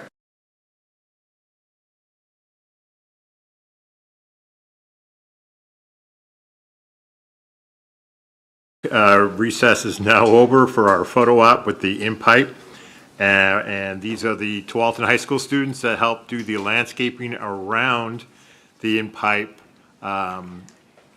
mechanism that's outside of this building. So Lindsay Marshall and the high school team, welcome. I have to lean. Hello, good evening. Let's see. Oh, there we go. Andy's working on it. So, good evening. Again, Lindsay Marshall's Public Works. And I am here with colleagues and friends from Tualatin High School. And so I'll just give you a quick how we got here, and then I'll turn it over to these guys to tell you about their experience. Great. So the project was to create a backyard habitat certified community demonstration site, it's a mouthful, here at TCS, which we just went and saw. So how we got here was we installed in-pipe, our microhydro turbine that turns the water into energy, and we made a big mess in the process. Basically, we destroyed much of the landscaping as we rolled over it to get all of the pipe installed and the turbine up and all that kind of stuff. So we said, okay, we've got a little bit of a mess. We got to get this replanted. And had an idea that we partner as a city with Backyard Habitat, the certification program, and it aligns with our council goals, right, to be an environmentally active, sustainable community. And so we had Backyard Habitat come out and do a site evaluation for us from the side of the building where you were on. We actually went all the way around the building just to see what we could maybe one day do in the future. We started with just the part that was already disturbed from the in-pipe installation, and I thought, okay, who could we partner with? And so I have been lucky to partner with Tualatin High School and the Design Core team for a couple years now, and they have actually put in their own backyard habitat certified space at the high school. And so they already know what they're doing, which is great. And also goes to connect, have a connected, informed, engaged community, which is another one of our council goals. And so the specs here so I went to high school and said, hey, here's the specs, here's what we have. We've got, these 2 sections of land, and we'd like you to design and then come and plant these sections of land. We used the backyard habitat site plan, the planting list of available natives, and then we have a budget and gave them guidelines, and the goal is to get certified by Backyard Habitat. And so big shout out to the Public Works leadership team, of course, Tom Steiger and Parks, and Kate Griffin, our volunteer coordinator, for also helping make all of this happen for us. And so what these guys did was take all of that information and put together planting plans. So a group of us went over to the high school, and they stood up and did an amazing job presenting to us and saying, here's what we did, here's our designs. They thought about all of the plants that they would need or want. They put together a budget. And so we were able to take those plans and note to self, don't do a big planting right after Earth Day, because you'll be short on a variety of plants. Good to think of in the future. So we did what we could with the planting plans that we had and got to work. So they came out a couple weeks ago, and Tom and Kate had everything set up to go, and so we planted the site that you just saw. So we had 65-ish or so, got off 2 school buses and came and got to work. They pulled up all of the old plants that needed to come out, the old irrigation system that we're going to need to get replaced, planted a whole bunch of new plants.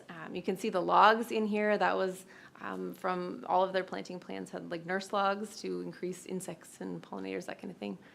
So I'll just go through kind of these quickly, but this is them in action. And if you had driven by that day, you would have seen 65 high schoolers in orange vests ripping up and planting our frontage right there. So as you can see, it looks much better than it did, no longer quite a mess. They did a great job.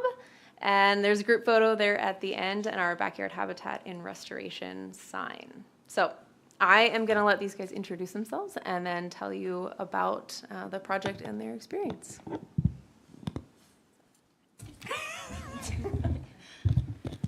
Wait. Your name and then what? I'm Jassiani Ferreira, and I was very honored to work on this project. When I first received this assignment, I felt super excited because we actually got to work on something that might come to fruition and is something people will actually interact with and look at, whereas we usually work on pieces of paper that would get recycled or thrown away a couple days after. And yeah. Hi, I'm Hanai Tommy. I was also very excited to work on this project. I love gardening. I thought it was super exciting to see your idea come to life and see the impact it made on people. We had someone come out who actually worked in this building, and she said she was super excited to walk by it, and she loves going on walks, and so she was very excited to see how it much pretty it was, and very excited to see it. Is it? Okay, we'll hope it works. Okay, my name is Lily Esobe, and I'm going to be honest, when I first got this assignment, I was more intimidated than excited because the planting world was very foreign to me, but it was interesting to me to be able to have the opportunity to jump into it. And I do need to give credit to Design Corps in this program. And for those of you that don't know, design is a program that's implemented to really ease that transition into freshman year and to teach us really important skills on how to be creative and design and to cultivate. And it's really, really helped me in so many ways, and I'm sad to say it won't be a program anymore for upcoming freshmen, but it has really helped my life in so many ways. I've become creative in multiple ways. I feel so much more smarter. I've connected with the community around me. And if there is any way that we can re-implement programs like Design Corps again for these upcoming freshmen, that'd be incredible. It would really benefit them in multiple ways, especially because these newer generations, a lot of us, we don't want to do the hard work and all those challenges, as many of you know, but Design Corps and programs like this has really, really benefited us in so many ways, and all of you guys appreciate the Tualatin community, and we appreciate everything that you do for us, and we want to be able to continue to strengthen it in the future. So if there's any way that we can continue to implement these programs that really benefit the students both in the school and outside the school building, because I can tell you that 90% of the stuff we did in Design Corps have actually helped me with other external events, unlike a bunch of math problems we did, which we have no idea how to apply that in real life. So I really want to appreciate Mr. Rowe, Mr. Bonkin, Mrs. Beeler for all that they have given us and all the hard work and dedication that they've put into this program. And again, if there's any way that we can re-implement these, please let us know and reach out to us. We'd love to do it again. So. Go ahead. Hi, my name is Deegan Baldwin, and I am also a freshman Design Corps. And when this project initially landed on the table of me and my peers, I was excited. I wasn't exactly intimidated because this is more of a later project that we were given in comparison to ones that we were given at the beginning of the year. And I was very excited. I was very excited to learn or utilize the new skills that I have gotten via Design Corps, which is amazing program, as Lily went in depth about. And I was really excited that me and my community, or my peers, could leave an impact to my community that will be there for generations to come. And it's not just a thing where you're given a project, you do the project, you get a grade, you're done with it, you forget about it in 6 months. This is a project that will last longer than us, most likely. And that's why I'm excited to talk about it. And that's why I'm sure we are excited to talk about it. I don't have much else to add. I'm Dan Rote. I'm the biology teacher as part of the program, and I'm just very proud of all 4 of these and the work that they put into the project and throughout the year. And it's been really fun to see them develop and become deeper learners and connect what we talk about in the classroom to the community and to make some lasting impacts. Be noisy over here.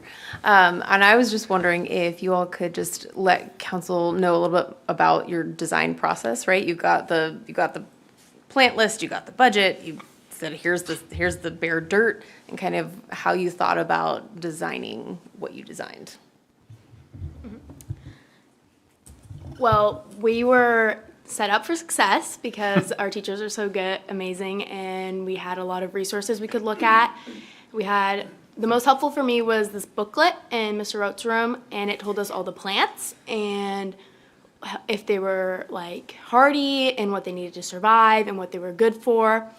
And then we would go on a doc and look at the price for said plant, and then we could put it down and we would have to calculate everything. And that is about what I went about how to design my planting plan. I also looked a lot at how plants affected like the soil, because I knew that's something that lasts long term and something that definitely needs to be considered when planting plants, and also if it attracted wildlife. And also my favorite thing is prettiness. So I also made sure to put a lot of flowers because that's the thing that makes us happy and keeps us looking at it. So I do like how she said like we had a booklet and it said like all the plans that we could use, which was really helpful. It did also set us up for success of like what we could use, and the budget it was huge. Like we no one went close to the budget, so it gave us a lot of room on like how much plans we could do and like how much we could do with the space. I feel like I do also like the visually appealing part of it, because like who doesn't like pretty plants? I mean, like flowers are gorgeous, and so I feel like it was like very exciting to see like it come to life like throughout like designing it as a group. So yeah, I just really enjoyed it. Excuse this. Okay. That's much louder than the first time. Sorry, guys. I didn't do that. But I think specifically with Design Corps, they tend to give us like papers with structures on how we can start the ideating process. They give us like interviews specifically on like the targeted audience we want to benefit, and why we have like a mission statement and all of these ideas and how we can make it feel more organized. And it's a very structured yet flexible way of helping us create this process and how we can create a biodiversity planting plan. Again, the booklet. Thank you, Mr. Rote. That was an incredible book. And a lot of us were very interested in visual aesthetics, as well as also like to point out that even our other classes that might not have to do specifically with biodiversity helped us gain a much larger understanding on diversity in the first place. Like our global studies, we were learning about global conflicts, and somehow our teachers are so incredible that they made it in a way that I could connect plants to war, which is incredibly impressive, and I really appreciate that. But they made it in a way that we really understand the importance of diversity, so that this project, again, isn't just about how pretty the flowers can look or how to make the soil the best quality, but how we can really aid our environment, which is very much in dire need of a lot of support and help right now. And again, it really helps us feel more impactful. So these processes, these guidances, these structures, it's not as intimidating anymore, and it's helped us be a lot more creative, which I do genuinely believe that technology and social media has made it very difficult for us to be able to accept that process openly. So Design Corps has really helped us gain more structure but more flexibility when we approach these projects. So. In addition to all the outstanding information that's been presented so far, one ideation process that I personally used when I was designing my project that we all eventually combined was I drove. We are all driving now, I assume, because we are able to get our permits. And one thing that I would do is I would drive around. I would drive around Durham, Tualatin, Tigard, and I would see things that make me smile. What's something that I enjoy or makes me smile or makes me look, even while, not look for too long while driving, obviously, but something that stands out, something that's a signature look. And one thing that really caught my eye was Durham Elementary. They have a big sign out front that says Durham is kind. And when I was younger, I was able to set that up. And that's a really key memory in my mind. And I want people to experience that sense of kindness in the community, hope, and belonging. And that's why that I personally made the sign. And that's why that I think that some of us were able to get some outstanding ideas and make it into a project.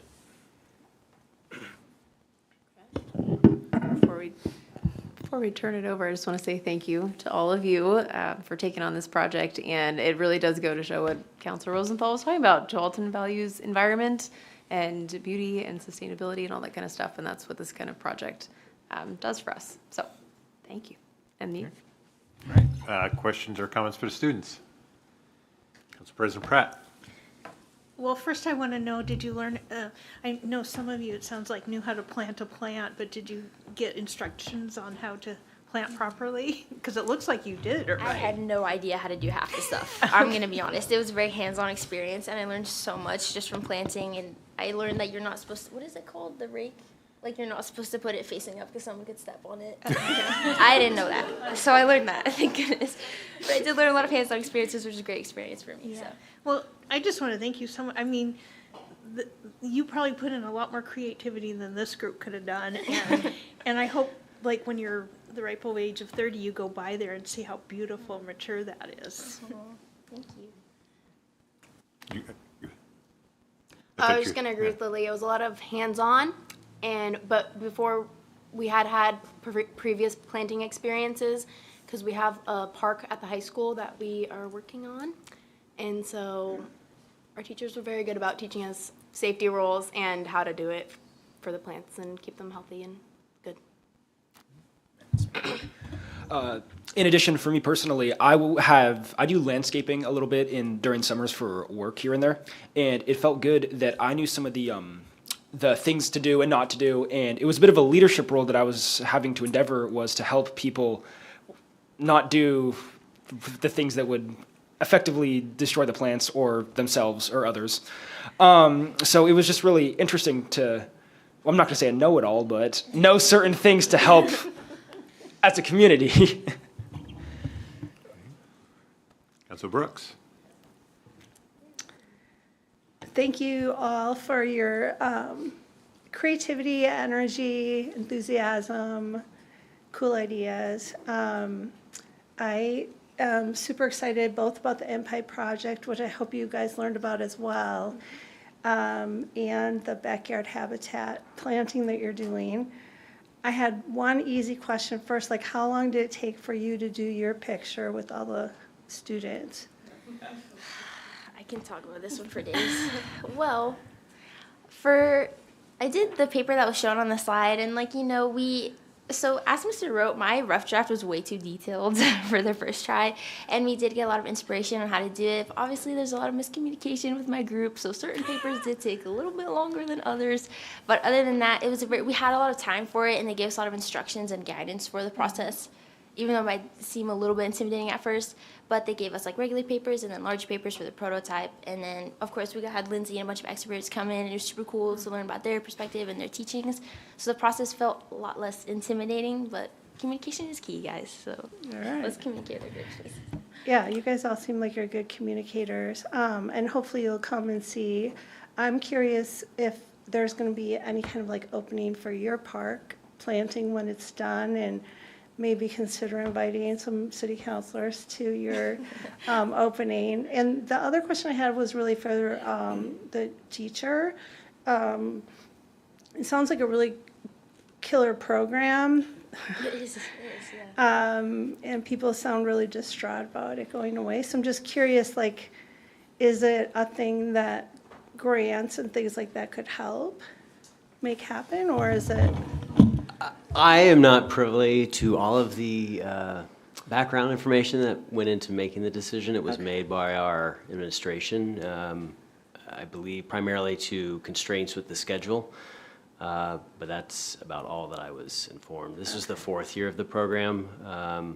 So we're disappointed that it's not continuing. It was, I think, pretty impactful and very exciting and enlightening as a teacher to work with the other teachers. So hopefully someday it might be able to return. And I wanted to say it too, because I had a relative that was a principal for a school for the gifted. They did all the modalities like this, where you learn and also do, and you learn in a more integrated way, which is pretty nice to counterbalance all the screen time and two-dimensional learning that's going on right now, which is fine to an extent, but the doing part is super important. So I just really applaud you guys for getting out of your comfort zones, and now you're like bold and excited and leaders. And even self-professed leaders, and you can show different ways they contribute. And I will tell you, we brought the Backyard Habitat Program into the city at the request of the residents that live here. So it's also something that you're doing that's of interest to our community, and I just really applaud your work and our public works staff for initiating it. It's such a cool thing. Thank you. Councilor Reyes. Yeah, I just want to say thank you for being so enthusiastic and also for just making our city beautiful. I'm also, I want our city to look beautiful and appealing. And what you all experience together, the frustrations and then the sometimes like confusion and one saying another thing and then the other one understanding something different, that's kind of part of life. So I'm glad that you're learning this together. But then in the end, if you stick together and you trust one another, you create this beautiful thing. And I think that that's a great lesson for us and for everyone, that sometimes we will have disagreements or we'll be frustrated, but then the goal is to have this beautiful thing that it's going to benefit everybody else. And I'm glad that it happened, you experienced it, you had a holistic learning. So thank you for doing that and for sharing something of your talent to the rest of our community. And I hope you do come back and when you're our age and get to see it. Thank you. I forgot to commend you for coming in under budget. That's a big deal for the city. Councilor Gonzalez. So thank you very much. My degree in landscape is I'm a horticultural therapist. That's my degree. So as much joy that I see in you guys' eyes and how much fun you have, I would highly encourage you to pursue a career in landscaping, architect, design, or horticultural therapy. The opportunities are immensely, especially with the new advent of technology taking over laptop jobs. AI will not take over when you move matter. So I would highly encourage you, if you really enjoy this kind of work, you're not always the person digging the holes. You're the person who knows what plant and what plant makes people feel good and what plants give you a pause, which is what nature's supposed to be, is a good feeling. So thank you. Councilor Sacco or Hillier? Okay. Anything? They're ready to get off. Well, we've got libraries, so we got a lot more to go. And sidewalks. I just want to, again, thank you. You've heard it multiple times, but the enthusiasm is what I appreciate and how much joy you got out of it and the learning. It's frustrating to me to hear a program like this gets cut where it's, as you mentioned, couldn't care about, 2 + 2 = X to the 5 power versus this where you actually learn things, apply them. Yeah, there's a space for math, but real world skills are in top demand. Did they have this program in Tigard, or was this specific to Tualatin High School? No, it was specific to Tualatin. Is this something the district developed or something the faculty did? Andrew Bonica and Becky Bueller and myself. Andrew Bonica was kind of the spearhead, but the three of us established and created the program. It's been going for 4 years? This is the fourth year, Right? yes, sir. Because I don't know if you guys were here yet, I do have meetings with Dr. Udo every once in a while, so you can put a bug in his ear if it's, not the budget in time, if they can figure this out. I can't imagine it's that high, but I know they're under some serious constraints, but, programs like this where you hear and see the results is, the kind of things people don't mind paying for. Right? Anything else? Again, thank you for your patience tonight. Now you get to see what a city council meeting's like, and now you're all in for being a city councilor, aren't you? Yes. You can do landscaping and then come in here and do a 3-hour meeting. All right, thank you. And your parents, thank you for your patience too. All right.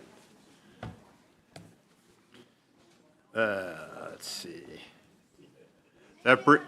You too. Yeah, Lindsay, come on up. You're up next. That brings us to general business. Item number 1, consideration of resolution number 5960-26, authorizing the city manager to award a contract for the sidewalk maintenance program backlog project. Welcome, Lindsay, again. Hello, I'm back. Okay, so, hello again, Lindsay Marshall, Public Works. And James. Hello, James Gogan, Street Division Manager as of 3 months ago. Welcome to council. So we are here to talk about our sidewalk maintenance program backlog project. So we have come, I think we were here in September of last year to talk about this project and how we were going to get it underway. And so just we'll do a quick recap of how we got here, and then we'll turn it over to James to say what we're doing next, what the next part of the plan is. So as we know, sidewalks have an average lifespan of 25 to 50 years, so that boom in the 70s means we're kind of aging out or reaching end of life there. And then the street trees also have a lifespan of 20-ish years. And we also know that street trees cause a lot of sidewalk issues because the roots will grow up and they'll pop the sidewalk panels up, and then you get a big tripping hazard. So sidewalks and street trees are the responsibility of the homeowner in Tualatin. However, many homeowners and property owners aren't addressing those sidewalk defects, often because they don't know that is their responsibility sometimes, and often because it can get really expensive to repair panels and replace street trees. So council initiated years ago the sidewalks maintenance program, but our funding is falling behind. We've gone from a 3-year cycle to a 9-year cycle around the city. So that means we figure sidewalk, and then we're not there back to check again for another almost 10 years, which is quite a while. Currently, the current iteration of the sidewalk maintenance program, we're looking at residential sidewalks only, right? So we're not looking at commercial properties that have been damaged by street trees. $150,000 budgeted every year. It gone up in 2018 to 2025. We jumped to $100,000 because we came to say, hey, we need more money for this, and that's addressing about 10 to 15 qualifying defects a year. So it's not everything. And the criteria here for this program are sidewalk damage with street tree roots. So we're not looking at private trees. We're looking at lifts over 1/4 inch, and that's what's going to cause ADA tripping hazards. Again, the street tree cause, and not in a driveway, because we're not going to do driveway work. And so this 9-year cycle is a result of just general aging infrastructure, as well as rising cost, number of defects, and just kind of the end of life cycle. So we're just it's doing the backlog, hence the most creative name of our backlog plan. How do we get to the actual plan itself? We had a sidewalk assessment in 2024 where we had someone walk the entire city and log defects. These were all different kinds of defects. There were about just over 2,000 defects that we logged in total, and this was separation and cracking and crumbling, lifts also. So it was not just program qualifying defects, it was the whole city and all different kinds of defects. And what we kind of slice and dice that data, and what we came to is that the qualifying defects for the sidewalk maintenance program were also the most effective to get to this backlog plan. So those lifts over 1/4 inch caused by a street tree, not in a driveway. And so what we ended up with was about 325-ish properties, about 333 trees, just over 1,000 sidewalk panels. And so James will show you a map here in a second. We moved it into 2 zones. So we kind of split that 325 down the middle and ended up with 2 zones that we're going to do over a 2-year project, 2-year phase. And so this 2 years, we're going to do a planting or a sidewalk fixing in summer, and then we'll plant the trees later in November, and then we'll do the next zone the next year. So it's a 2-year project overall, and our goal is to bring all of these residential properties that have these sidewalk maintenance program qualifying defects back into compliance, so that when we launch a new program, everybody will kind of be on a level playing field, having been able to get their sidewalk addressed by this program. So as we were looking at how we would do a project of this size, because normally we'd go by zones, and it took that 9 years, and so we were looking at, not very many defects per year, and it was a significant amount of staff time to organize all this. So we figured the use of a GC would be in our best interest, so we put it out to bid to have a general contractor do either sidewalk or street tree work, and then they would sub out the sidewalk or street tree work, either or. And then the city would take on the messaging and the inspection portion of that. So the messaging has already gone out to homeowners. And so we've gotten, of the 158 letters, we've gotten, as of this morning, 72 responses, which is almost 50%. And it's much higher than our normal response rate for the program. So we're excited about that. We put in an FAQ page we mailed them letters with an FAQ page to kind of address those most common questions up front, and I think that's been helping drive the response rate up. We're using our adaptive street tree list, one of our climate action plans, so everybody can choose their own tree. About half the respondents so far have said the city can choose the tree, and so we'll get some diversity there, and then the other half people are choosing. People are very excited about the little gem magnolia in particular. We're also including root barrier solutions, so we're going to be installing root barrier to see if that will protect the sidewalk for longer and reduce the amount of impacts that we have later on. And we're also looking at the use of low emissions concrete in this project, which is also a climate action plan action. We're only going to do the replacement of panels. We're not going to do grind work in this program, only replacement. We're going to do our work according to the appropriate season. So that's why it's a 2-year project kind of split into 4 phases. That first sidewalk, then trees when it's raining, so we don't have to irrigate in the summer, and then sidewalk again, and then trees in those wet months. And so during this implementation period of getting these fixed, we will be working on what does this look like in the future, our newly revamped program. So we'll be coming back with a proposal later on to say, here, I think this is how we should move forward with the sidewalk maintenance program with a cost share, that kind of thing. So we'll be coming back to talk about that. There we go. So we got our backlog map here. Zone 1 would be the southernmost portion of Tualatin that we'll be tackling, roughly 158 sidewalk panels and street trees. That'll be commencing this summer of 2026. Zone 2, you can obviously see in blue, is a little more spread out. It's all residential, of course. We're not going to be doing any commercial. That'll be Zone 2 in 2027 in the summer. Established a process for property owners who want to inquire about defects that were not included in this original scope of work. This data is roughly 2 years old, so we know there's going to be issues. Sidewalks are going to be raised. Things are going to happen over the last 2 years, so we do have a process for that. If the residents submitted this defect quality, staff will add them to the scope of work. The goal of the backlog project is to complete all program qualified defects, pending budget, of course. 2025, we did all the legwork. Unfortunately, I wasn't here. 2026, this summer, we'll commence the first round of sidewalks with the planting of the trees in the fall. 2027, we'll be checking in the spring, kind of just do a quick check-in how things are going, what we're going to expect going forward. And we'll do Zone 2 for 27 that summer, and then planting for fall 27. And then reconvening in 28 to transition to a new program, hopefully more like a cost-sharing approach. The contract, there was one responsive and responsible bid was received from Paul Brothers Incorporated. The contracted amount was $1.47 million. Again, this encompasses both years, not just one. It's the entirety of the project.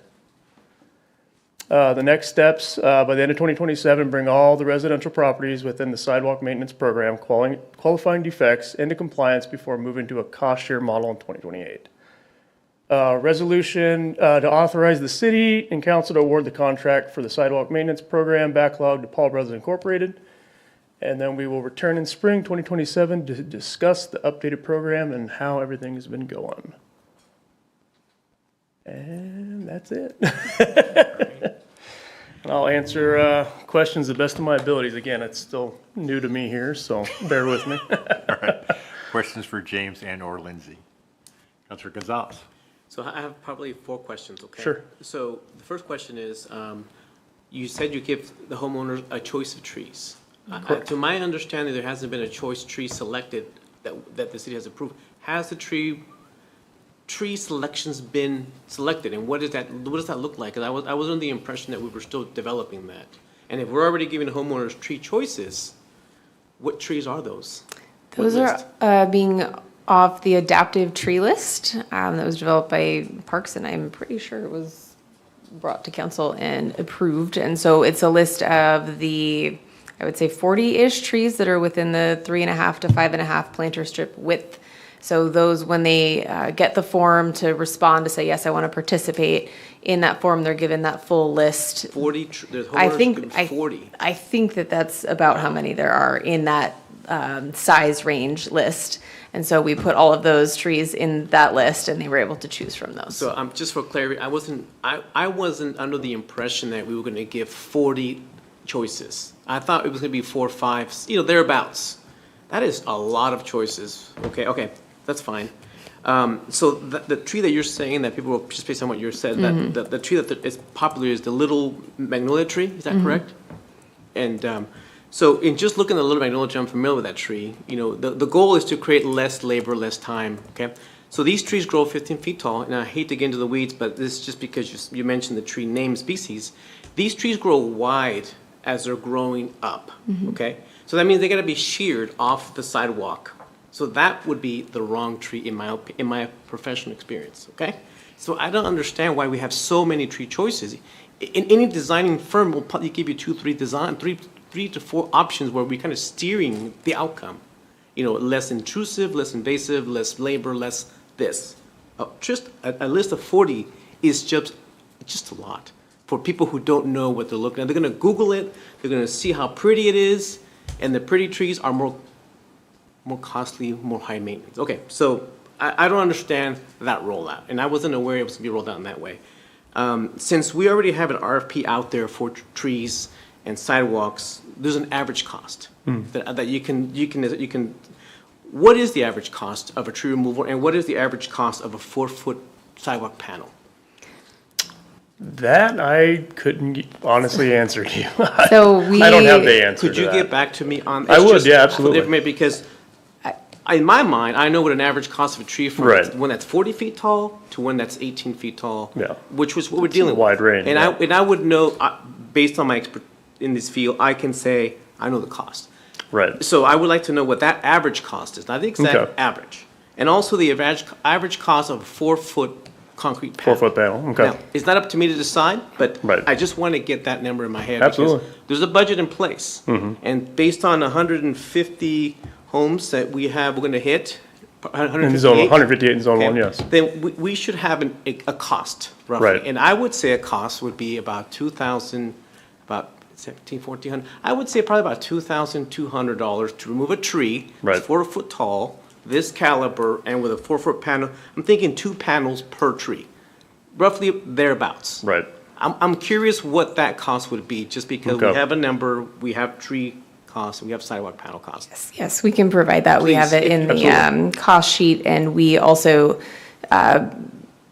utilize, I can get the exact numbers to you, but we had so most of the panels per tree were about 2, but we've had some houses on corners where they're Yeah. like 20 panels or Yeah, because something. of the Yeah, curves. yeah, so the and the curves are curves. so expensive, I know Yeah, this. yeah. So we have our bid sheet that we have the number of panels and the number of trees and all that kind of stuff, Yeah. but we can follow up with that. And I was only asking because I've been very interested in this program for a long time. And also, I was under the understanding that the tree that we're going to be selected was still in the works.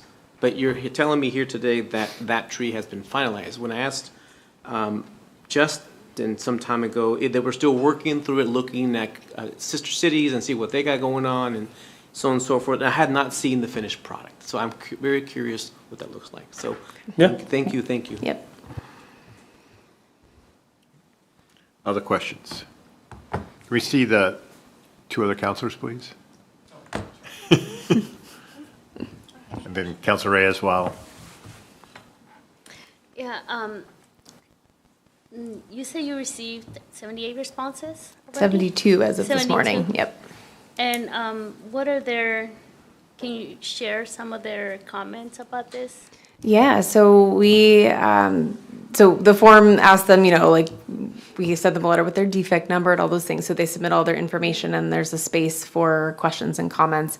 And most people are pretty stoked about it. They're like, this is great, we're so excited you're doing this, thank you so much. Of the 72 responses, we've had 2 homeowners opt out of participating in the program, and the rest of the homeowners have opted in to have the work completed. So most people are pretty excited that this is happening. Yeah, I'm excited as well. Yeah. I'm just curious, can you remind me again if it's going to be fully a cost for both of the city and the homeowner, or is this the grant that we talked about? Or This program, what we're doing right now for this project is still the city doing the full funding for this. And then after this project and everyone's kind of on level playing field, everyone's around the city's gotten their qualifying defects addressed, then we will look to move towards more of a cost share model. And so we'll bring proposals forward to council to see which is the best route to go for that. Okay. Is this also being, I just, when I was at this, just because when I was at the Casitas ribbon cutting, somebody talked to me about the sidewalk. And so I'm just wondering if there's also like, is this also in Spanish for some of these Spanish-speaking residents? That own property? Yep, Okay. so that was a little bit of our miss on that one. So we didn't get the first letter translated, but we will be doing that for the next round.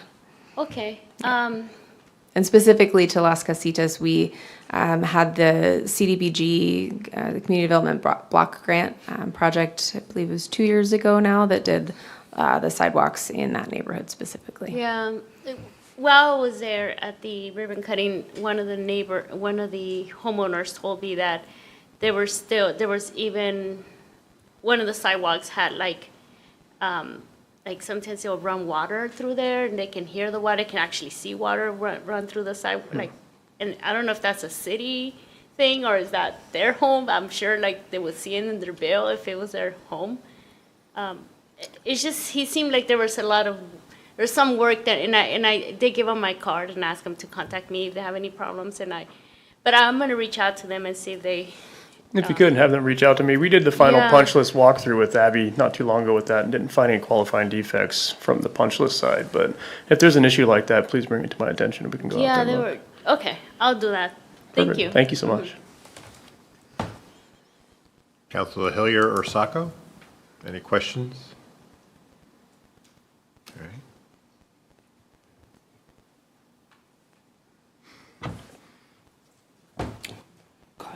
I don't have my card out. Motion? Should I motion? Yeah. Yeah, nothing Okay. happens. I motion that we adopt resolution number 5960-26, authorizing the city manager to award a contract for the sidewalk maintenance program backlog project. Second.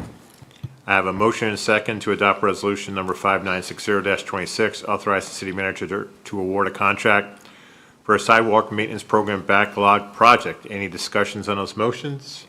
This is a roll call vote. I'll start on Zoom first. Counselor Hillier? Aye. Counselor Sacco? Aye. Counselor Reyes? Yes. Counselor Gonzalez? I'm unsure because I just didn't have the information. And again, that's why I'm just concerned. So I'm going to say no. Okay. Counselor Brooks? Aye. Council President Pratt? Aye. Chair votes aye. The resolution passes 6-1. Right? All right, yep. All right. Thank you Okay, both for thank coming up. Thank you so much. Yep. Item number 2, review of library cooperative intergovernmental agreements between the City of Tualatin and Washington County. Sherilyn. And more than likely Kevin.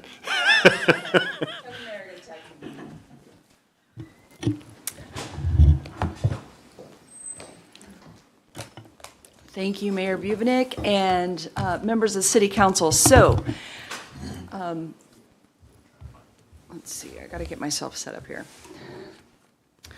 Bring my computer in case you have questions, which you most likely will. We were before you on April 27th, while Andy's getting this queued up. We were before you on April 27th and went through extensive presentation. You will remember that. It was painstaking detail and discussion about these documents. We transmitted your feedback to the county, feedback back to the county. Tonight's goal is to work through the 2 documents and point out the highlights as well as what changed and what has been incorporated and what's outstanding.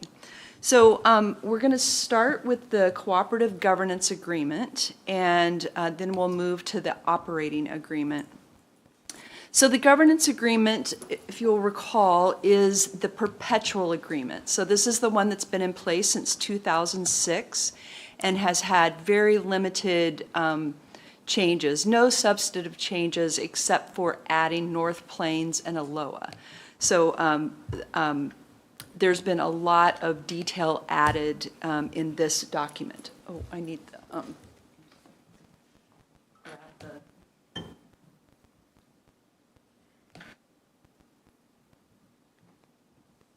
mouse. Okay. Yes. So you'll see here the red line.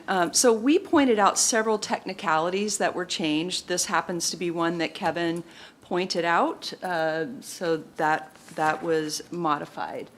All the whereases, we didn't have any suggested changes, and there's been just minor changes made.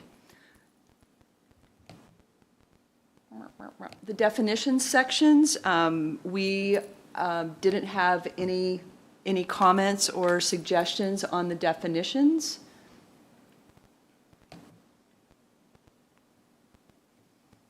The term of agreement I mentioned is perpetual. There is no term, and it would go into effect July 1st, presuming presuming adoption. Section 3, the governing body, as a reminder, WCCLS is governed at the highest level by the Washington County Board of Commissioners. They serve as the elected body, much like you serve as the elected body of the City of Tualatin. And they are advised by an executive board. So the executive board is made up of the 12 city managers or their designees. So there are some assistant city managers that are part of the executive board. And the executive board is advisory to the Board of County Commissioners.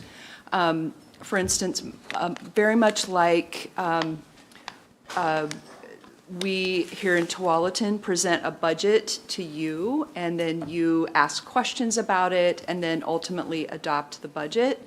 That's the same, that the executive board provides recommendations to the Board of County Commissioners representing all of the member libraries.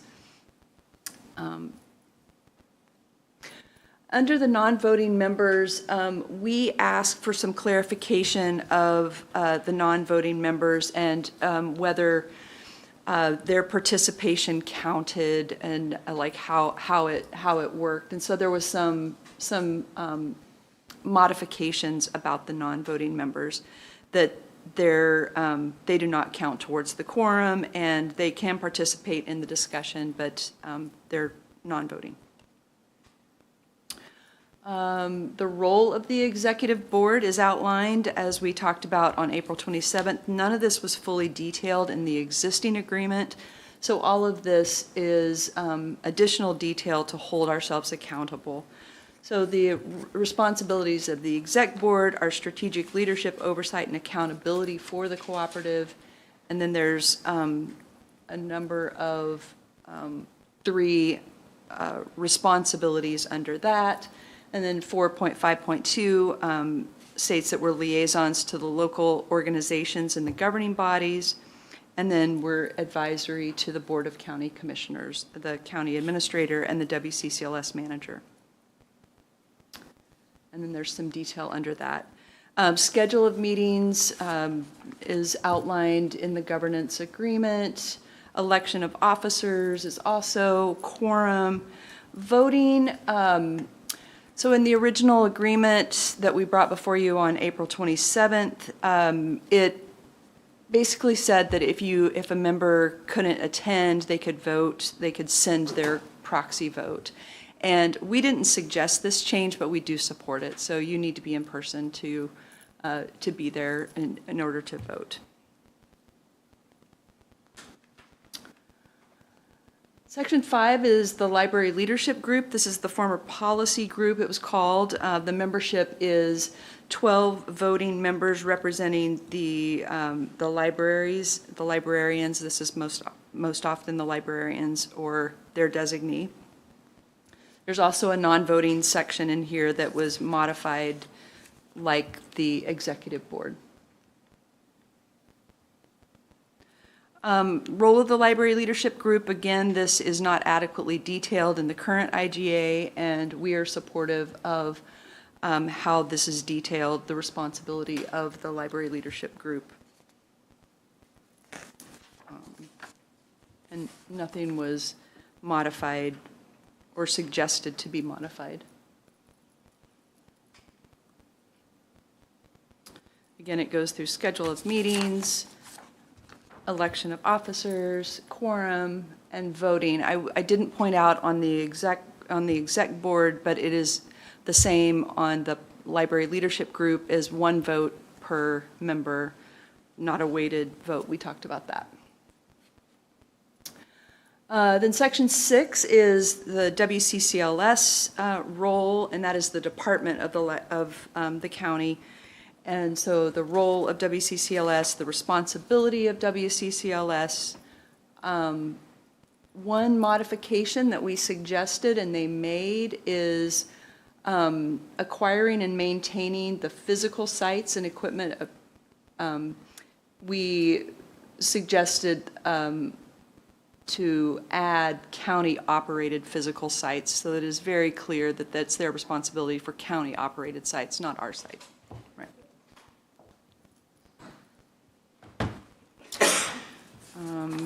Continues to detail roles and responsibilities of WCCLS, which we were fine with and supportive of.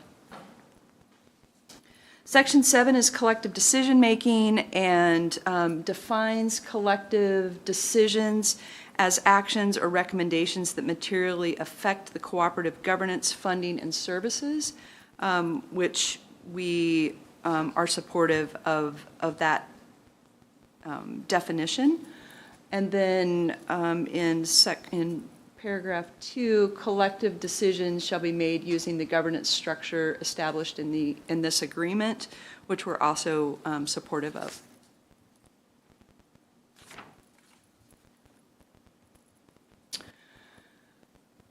Again, the voting mechanism, you have to be there. You can't cast it by written or electronic ballot.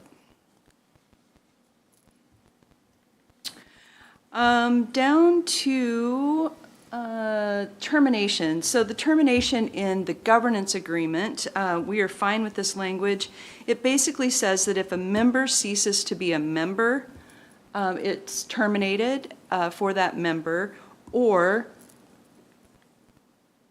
if 3/4 of the parties agree to termination. So that would require 3/4 of the 12 members to agree to termination. So, and that's for the governance agreement, not the operating agreement. So we didn't have any issue with that language. The liability and indemnification language, this was a request of Kevin and some of the attorneys, and I don't know if you want to describe what was done. Yeah, not just me. I think the Beaverton City Attorney also raised this issue that the liability and indemnification provisions in this governance agreement was different than the one in the operating agreement.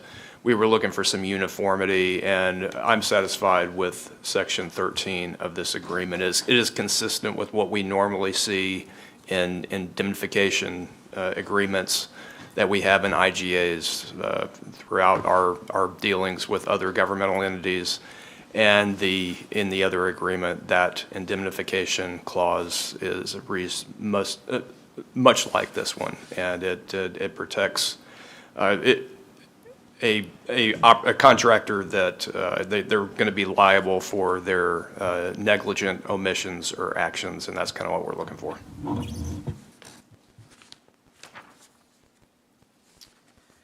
And with that, it gets us to the signature pages. And then the one attachment to the governance agreement is, oh dear, sorry, is this decision-making matrix, which we talked about on April 27th, that outlines what are collective decisions, which are extensive, what are local decisions, which we agree with, and what are WCCLS decisions, which are limited. And that is the governance agreement. It is pretty straightforward. The changes that we requested were made, and so the governance agreement we are supportive of.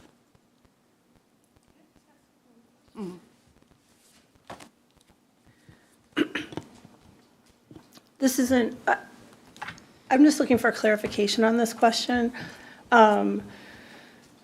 With the, are there a lot of governance agreements for the county that are city managers rather than elected officials?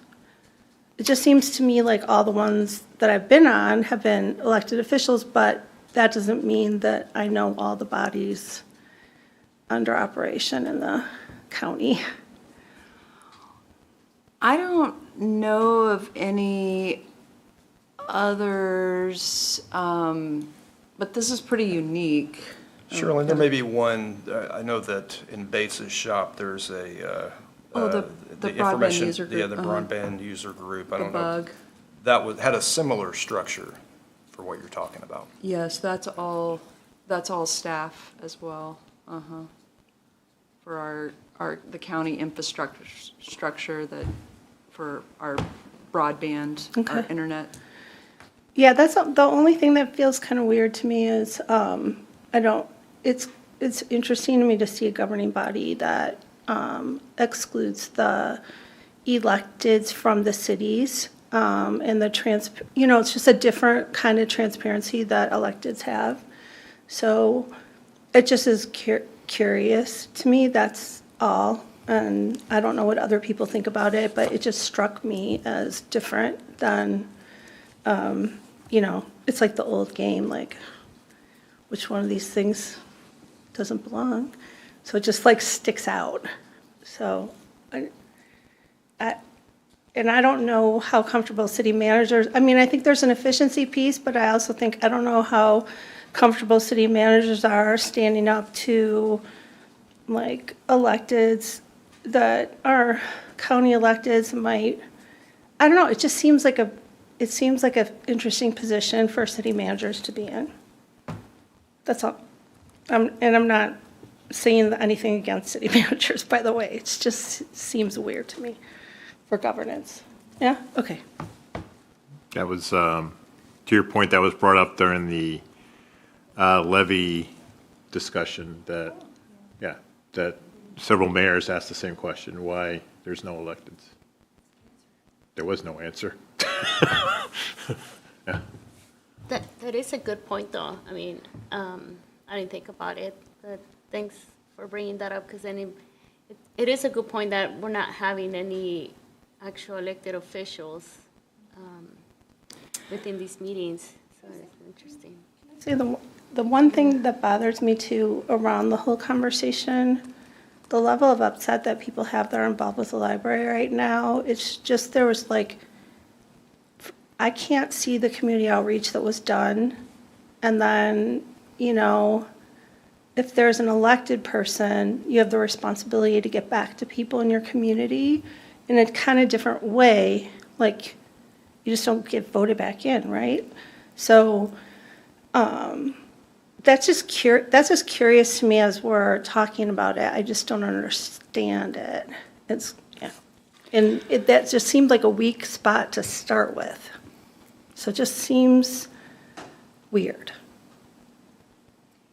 I'm just going to, I'm sorry to add on to this, but it struck me last time when we were looking through this, and it's, you know, I see where city managers might have more insight in some ways, but where I see an issue is if it's like the mayor from each city or whatever, or a city councilor, we're gonna be talking to the commission, where I think the commission wasn't informed of a lot of this till the very end when we found out. So that's where I think there might be an issue, but this is what they've chosen.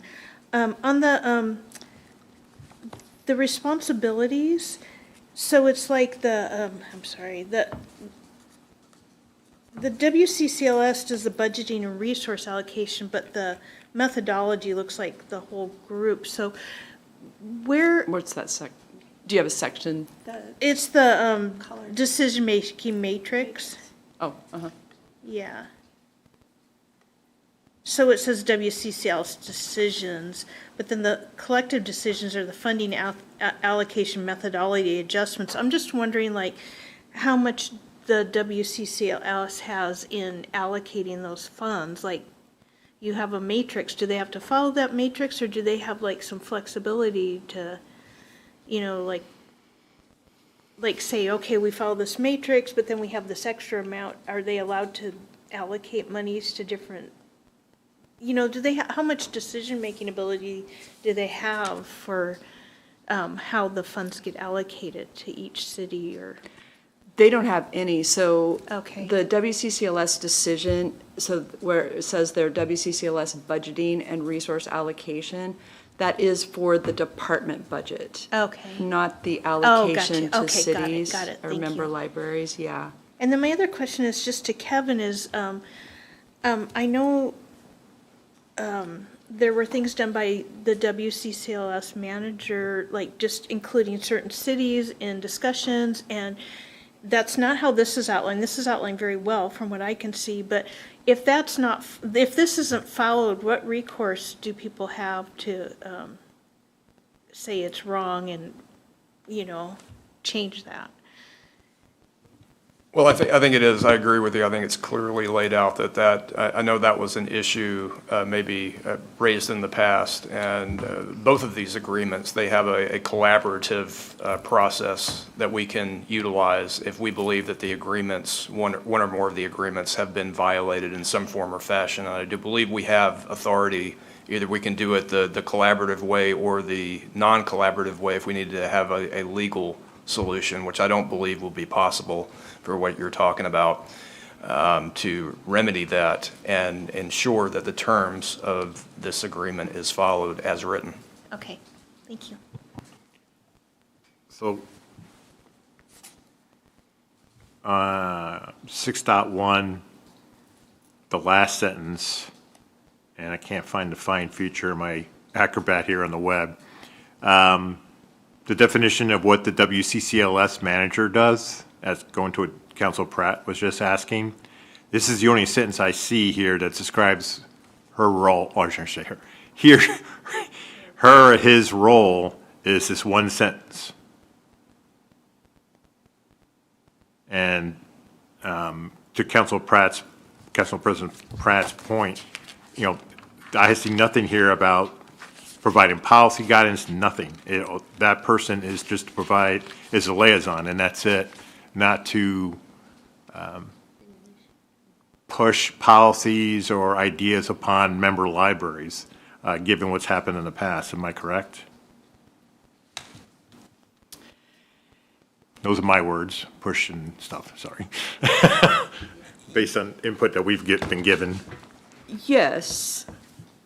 I mean, so the whole section of WCCLS roles and responsibilities, I would say that it is like being a major department head. So it's comparable to the police chief or the public works director. So to the extent that that the manager or director has responsibility for like policy development, like it's as a department head, but Of it's their not depar- of their that department. department. But not of the cooperative. No. Right, because I'm just saying, he or she's role would be to liaison to the executive board. Correct. And the library leadership group, because based on decision matrix, all decisions and guidance, if you will, or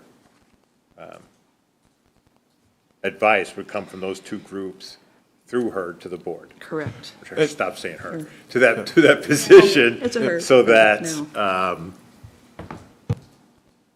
that manager does not have that ability to disagree or push Or to dictate policy or decisions in opposition to what the executive board and library leadership group say. Mayor, I agree with you. I think there would be an argument that if this person did engage in those actions, they would technically violate Yes. the plain language of section 4.4 and 4.5. Right? I think that's what you're getting to. Council Brooks? Well, my question is, I mean, that person would report to, I mean, there's an advisory board, but doesn't She reports the person report to the county to the commissioners? commissioners. This is where I have trouble again, is like, where is the integration of the communities that each of these libraries serve? So I believe the answer to, or the partial answer to that, Counselor, is that it's you, right? So the local communities are in charge of the local library. And, but the cooperative, which, facilitates like the connection, and the cooperative is ultimately the Board of County Commissioners, but the running of the local library is your responsibility. It's not the Board of County Commissioners. Right. It's yours and mine. I mean, and so that's partially why I think it was set up as city managers and library directors, because that's how we're structured locally, right? It's like the city manager is responsible for operations, and the governing body is responsible for policy adoption. I can totally understand that, and when it comes to shifting over collections of what's moving in, and eventually becomes a building, and not the collection. And so if there's policy concerns around whatever in the library collection that the community has, but what's available to them, like, is there a way that the city managers, or do we have something that we create as Tualatin to take care of that piece, that we make sure that there's a bridge between this council and the city manager and the county? I mean, that's, to me, to your point, that's the role of the city council is with the city manager, and making sure the city manager has clear direction on those kind of things from the council, and represents the council's feelings versus the city manager's opinion on the subject at hand. I mean, part of it is you got to trust your city manager to represent, if this is way the county decides to go to represent the community and the city council. No, yeah, well, And you- there's all And you also have varieties. your library director too, who doesn't answer to us, but the library director knows the opinion of the community also. Yeah, that's true. I just think there's a piece around whatever it is, whether it's with this document or with our own policy of transparency in there, because you can have, there's some cities that go through city managers very quickly, you just never know who you're going to end up with and what kind of stuff people are facing. We've seen people recently in the news be facing things. So my whole thing is, where is that piece of, because I don't necessarily think the city council needs to watch all these meetings, or I don't even know if they're public. But how do we have that information? When do we know? And what are the tipping point decisions of when the city council, when there would be, it would have to go both ways. If the city manager's looking for consultation with the city council where it's a confusing conversation or where it's a conversation that's touchy, or when we have confusion as well. And my very big concern, just frankly with the dynamics right now, is a lot of times politically we're in a place of the little guy. And so I feel like it would be hard for a city manager, I mean, you're very established, but for a city manager that might be new or something like that, to navigate disagreeing with the big library's interests on, behalf of the people, where we're just, people that would run for city council, so we'll say things, if that makes sense. May I? And I just think that putting you in a position where you're in that, you're like she said, you're established, but is there a way we can recommend,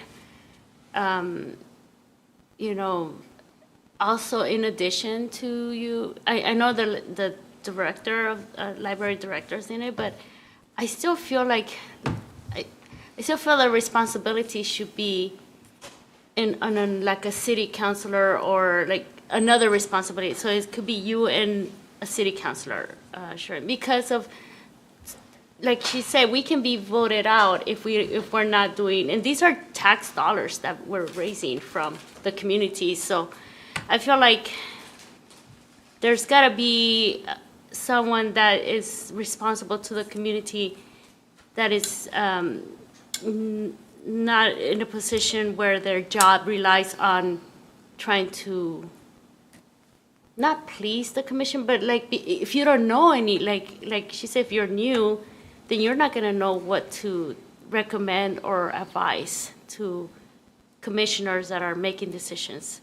So I don't know if there's an opportunity to write something that would include a city official, like an elected official, to be also part of this advisory, or something that kind of supports you not just a library director, but also a someone that's also running for election. So that way we're feeling responsible, because I feel like there's a lot of responsibility on you and your library director. That's just my thought. I'm just, brainstorming here. Like I said, it's been brought up before. It wasn't addressed in this document, but it has come up in mayor's discussions about an elected representative being on this executive board. I guess my question is, after we decide all this, if we create a liaison position or just a touch point? This is the governance agreement. This is not our it. This is the agreement. So we can't create an advisory board to this, no. The city manager is the member of the executive team, and the library director is the member of the leadership team. That's it. No, I understand that, Yeah. but I just mean as far as working whatever, I mean in a Yeah, we do have different the TLAC, capacity. and the TLAC advises the library manager. So we have citizens, on the TLAC giving input to the Okay. library manager too. So my question goes back to this, I'm sorry, the WCCLS manager. So, there's this executive team, there's the one with the librarians, and then, but does the WCCLS, are they the one that reports to the county commissioners? Are they the only one they're hearing from? Yes, Okay. yes. Yeah. You're talking about the executive board? Well, there's an executive Yeah. board, and then there's a WCCLS manager. What I'm asking is, who does the county commission hear from? Just that WCCLS manager? Because I think that's where my concern is. It's not, it's more that they're hearing from one person with one perspective, and I'm not sure that always, no matter who we are, we have one perspective, right? Right, and we did try to outline a process for that in this, where if, for collective decisions, if it has to have a 2/3 vote, and Okay. then if there's not, if we can't achieve a 2/3 vote, then the WCCLS manager transmits all the information to the board. So the WCCLS manager isn't supposed to be talking to the board in a vacuum. Right. They're Okay. supposed to be talking to the board in this decision-making process and transmitting the decisions, the collective decisions that are being made. Okay, that's really helpful. And you had a question, Counselor Brooks, about public meetings law. The public meetings law does apply to the executive board.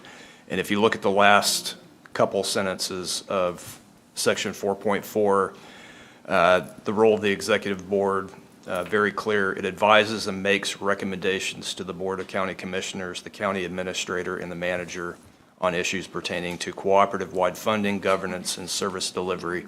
So I do not read that as giving the manager the ability to usurp the recommendations made by the executive board. Those would have to be transferred to the county. A wonky question, a little tangent here. So on voting and quorum, so if a issue came up and say a third of the library, a third of the city managers, for some reason, don't attend and don't send a designee, is it a 2/3 vote of the people who are in the room? We pull up the. Because that's my fear, is all of a sudden, somehow the little libraries don't get the invite, and the big libraries are there, and they got enough. Yeah. It's 4.8. It's a majority of the members not present. I mean, it doesn't say anything about being present. They can't conduct business without a majority of the executive board there. Yeah, that's only 50% plus one. Sorry, I have my hand raised. Sorry, this is All right. Counselor. Don't they have to have quorum, period? I mean, they have to have quorum, or they can't have a vote. Counselor Hero, you're correct. Without a quorum of the executive board there, no business can be conducted. It's just like a city council meeting. If there were 4 people at the city council meeting and one left, there were only 3 council members here, the meeting would have to stop immediately. And what's quorum in this group then? What's the number of Majority. libraries? I believe it's at 13. So it's 12. 12, so that would be Is it 7. 12? There's 12. Okay. There's a total of 12, so the quorum would be 7. And does this have to be publicly announced or on their schedule for the county? It has to comply with all the public meetings laws, including adequate notice and ability to attend the hearing, the meeting. Can we attend virtually, or like us officials and listen? Yeah, anybody can attend. What about a Zoom? Say you can't go, but you can do by Zoom and you're not in the room. Because it doesn't mention anything about Zoom. Which the state says you have to be able to do. Yeah, I think that there is, that law changed during the pandemic that allowed for Zoom meetings. I don't know if they have any policies or procedures in place. I believe there's the ability to have bylaws. Oh, okay, so remember that'd be in the correctly. bylaws Yeah. versus the governance agreements? We're looking at every angle right now, and it ain't the positive angle. Well, here, it says on the voting, in the event that a member is unable to attend the meeting. Okay. In which a vote is. Doesn't say in So if person, you're in yeah. Zoom, that you're attending the meeting. Yeah. And we do have virtual options, Yeah. and they're, for all of our meetings. So Counselor Sacco and Hillier, you have other, we can't see you, so just shout out when you have a question. Yeah. We will. All right. All right. So on the governance agreement, how do people feel about it? So I hear that there's a desire to have elected official involvement. That is not how this is set up. Right. And there has been discussion, I've heard that there was discussion about that, and I don't think it got traction. Right. It's valid to Traction bring with it up. who? Well, yeah. Yes. My whole thing is, this is a different conversation on this contract, is I think if the body was having trouble, I mean, this is a thing to talk about policy-wise in the city.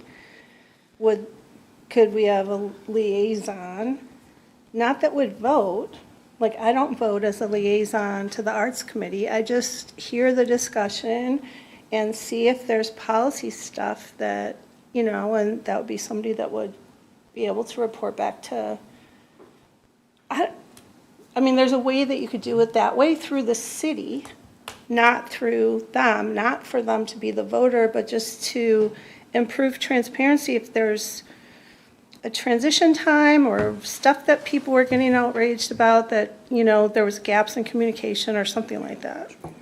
That'd be, do you understand what I'm saying? Yeah, Yeah. Okay. yeah. Just like, That would be the like internal a fix committee for the assignment. city. Yeah. basically, So- So this is Cindy again, sorry. So we hear in our reports right now from the city manager, that's something we added. Is that something, is maybe a solution could be adding that into our council rules, and that the city manager needs to do that? If that is who our That's what I'm saying. I think there could be a conversation. I don't think it should be today, but I think there could be a conversation about it within the council. Do they both freeze or just Cindy? Oh, They Cindy. both did. They look like they Come No, back. Kristen is also frozen. Yeah.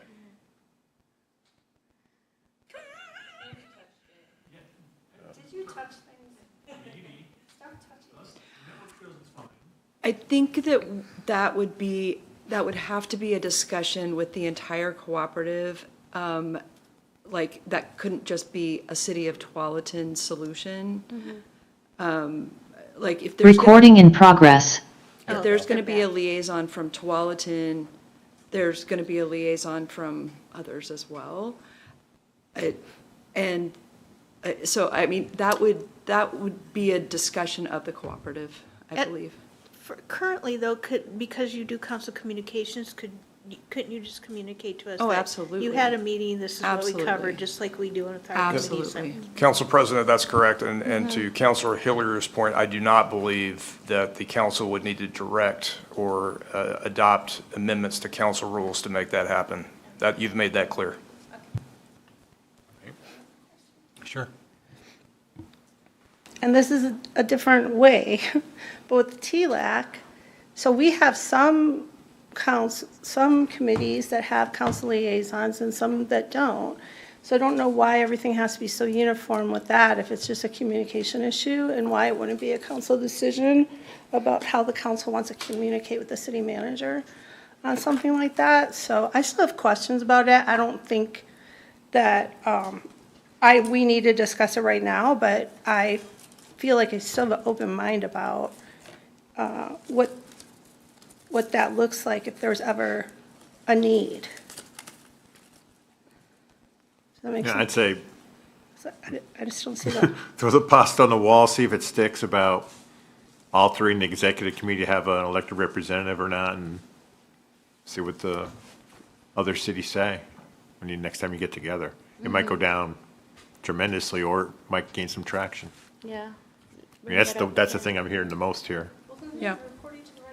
I Yeah. like the recommendation, yeah, if you can bring it up, just see what you hear. Yep. Are we ready to move to the operating agreement? or- That's the fun one.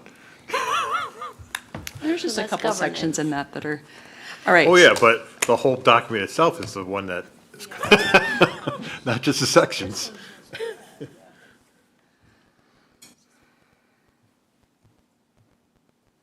Are you sharing this? Yes. Okay, perfect. And if you could leave them floating, that'd be great. Perfect. All right. Okay. So the operating agreement tracks the levy cycle, as you'll remember. So the current agreement expires June 30th of 2026. So much like the governance agreement, we made a number of comments, and I'll just kind of talk about those. So we requested that added materials to the recitals because it just was access to books and community events. So that was added. Under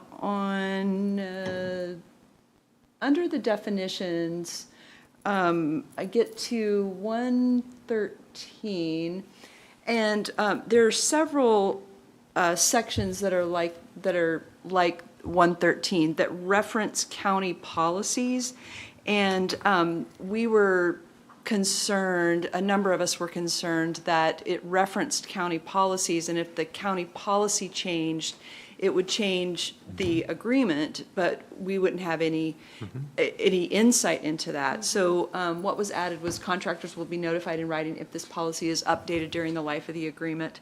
And so that's consistent with, I think there's five where this is clear, where it's added. In this inordinate expansion, we were a little concerned that this limits the growth of how many licenses you can have, and but we were a little worried that it was too broad and expansive, so they added information technology related, so it narrowed the definition of inordinate expansion, which was important to Bates. The next section is 1.25, which is also another policy, county policy. 1.27 is the same as 1.13, where we just ask that we be notified. Down to section 4, personal information and confidentiality of data. Oh, I think I passed it right here. Much of this was requested by Bates and our risk management team. Including, I think, 4.3 data breach, notices, and Bates suggested some of this language. With inordinate expansion or whatever that was? Yeah. Do we have is there a like if you have an expansion of our like we're small, if there's some reason that we had more people or, a need, is there a definition for what that means? Yeah, it's 15% in software licenses, Wi-Fi access points, or any other information technology related. So, So 15% of your total? yeah. Okay. Which should be sufficient for us, Okay. according to the folks Current that know. totals. If we get less, might be less sufficient. Right? According to current totals. Right, Okay. right. Thank you. I think we're at 5. I'm sorry, I'm gonna make you all sick. Yeah, I mentioned 4.3 that Bates was involved in this. Again, the information network service availability, we wanted some language added that talked about notification and estimated timelines for service restoration. So the network is a really big deal. It like without the network, we would be not the library. And WCCLS is responsible for all of that. So this is above my pay grade. So Bates and his team looked at it extensively, and like I think we didn't have any other changes. We have duties and responsibilities for the network as well. I believe Kevin had suggested material breach in several of these sections that they added.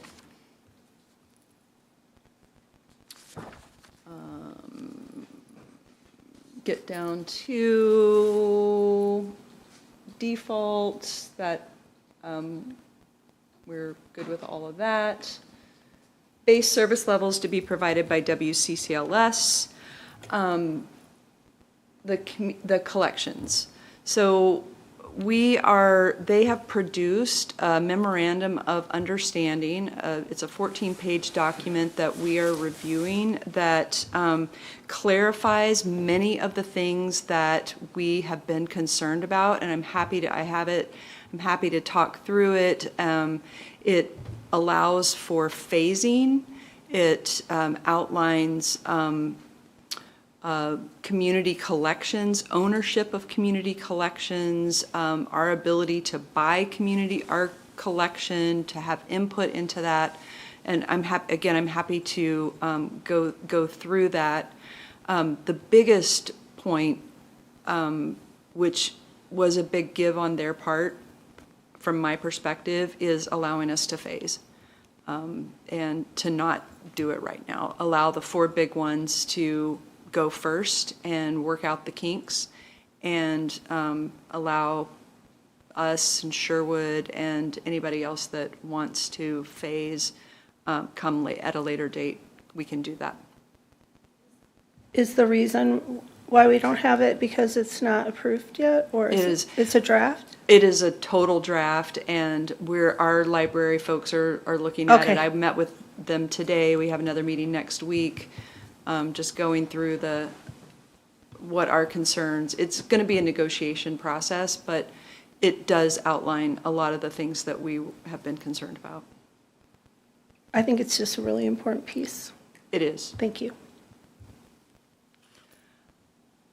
WCCLS will continue to be fully responsible for the digital collection, which is also they have been responsible for the digital collection, and they will continue to be responsible for that.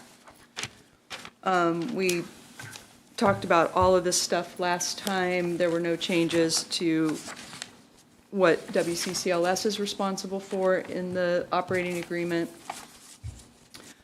Base service levels to be provided by contractors, so Tualatin, we didn't have any changes to any of this. As we detailed last time, we fully meet all of the base service levels and exceed them all.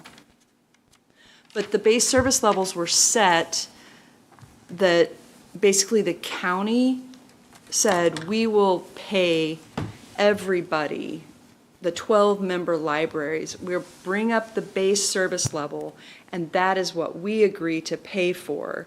And then the locals, so Tualatin, we can contribute our own and can exceed those service levels, which we do, and we do pay more. The Tualatin General Fund pays into the library to the tune of about $800,000. But the county agrees to pay for those base service levels. All right. More base service levels. Oh, there were some changes made about if we temporarily closed. I think this was mostly directed at Tigard, who closed for 3 months, and it was a big deal, and so that was fresh in everybody's mind, so they made a few changes.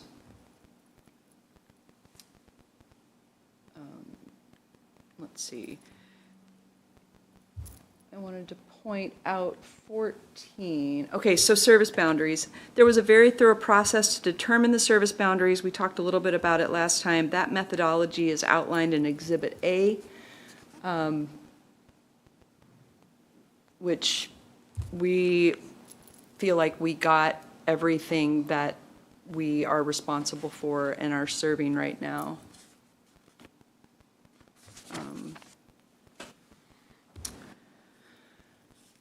I don't have anything else to point out until we get to, so I'll just kind of go slow. Annexation isn't a big deal for us. It is a big deal for Beaverton and parts of Tigard. It is a very big deal and for them. And Sherwood, in a few years. Oh, in Sherwood? Yeah. Oh. They haven't expressed as much concern over the annexation language, They're but. years away. Oh, do what? They're still in court with the UGB expansion. Oh. Let's see. They've been very partner-oriented with us with the boundary in the Basalt Creek. On section 15.1, oh, we had a question about the definition of safe harbor languages, and so they ended up changing it to just say that we will ensure that library card applications are available to users in multiple languages, language option provided by WCCLS, because we didn't know exactly what safe harbor languages meant, so that was the change there. And then, of course, we get to the funding. I just want to remind you that the purpose of the funds is to provide the services in accordance with the base service levels. We've talked about that. We also talked about that funds received from WCCLS can't be used for capital improvements, new building construction, land acquisition. We own our own building and our land, and that is consistent with all of the libraries. 16.3.1, the library funding allocation, that's outlined in Exhibit C, and that was agreed to back in October, which set the baseline, the floor for year one. Then, getting to projected revenue, so this is when we presented it to you April 27th, what struck out was not struck out, so it just said projected county general fund transfers are determined through the county's annual budget process. So they've added language that you can read there, but it says the county acknowledges the historical importance of general fund support in the success of Library Cooperative. The county is committed to allocation of general fund in addition to the local option levy revenue to support base service levels, with the understanding that projected general fund transfers are determined through the county's annual budget process. It's stronger, it's definitely stronger than it was. It is not a number. It's mumbo jumbo. It's mumbo jumbo because the levy's going to cover the base level. The levy's likely to cover the base level, so I think this is just fluff.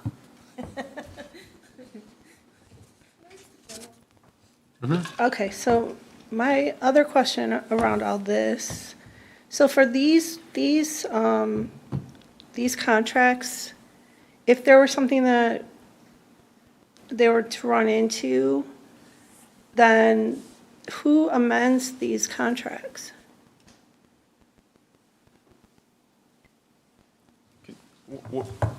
Can you maybe clarify? Well, I mean, one of the things that you mentioned was the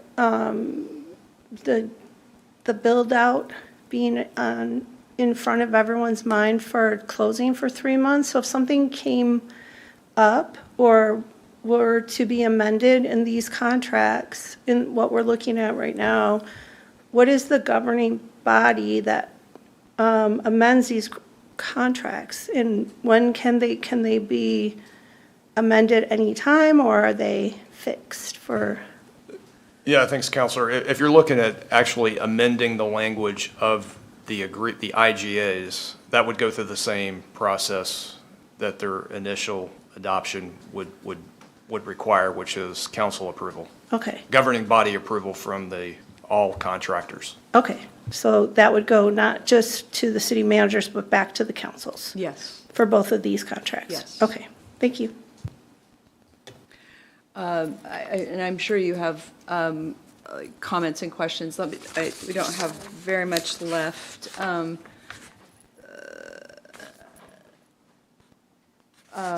Because that's the big one, the total projected revenue.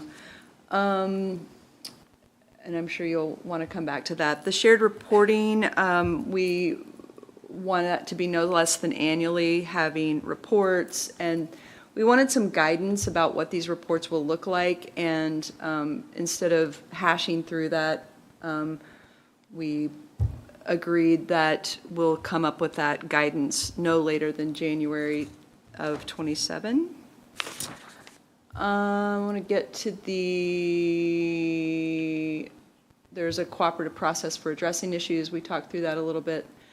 The termination language. So there's been one modification to this today, and that is to strike this right here. So what the County Board of Commissioners is adopted today, we understand, is this language: the county may terminate this agreement effective the end of any fiscal year upon 60 days written notice if sufficient funds are not available. I'm sorry, I did the wrong thing. Are not available. That is what got struck. County, our city attorney can opine about how he thinks that can be read.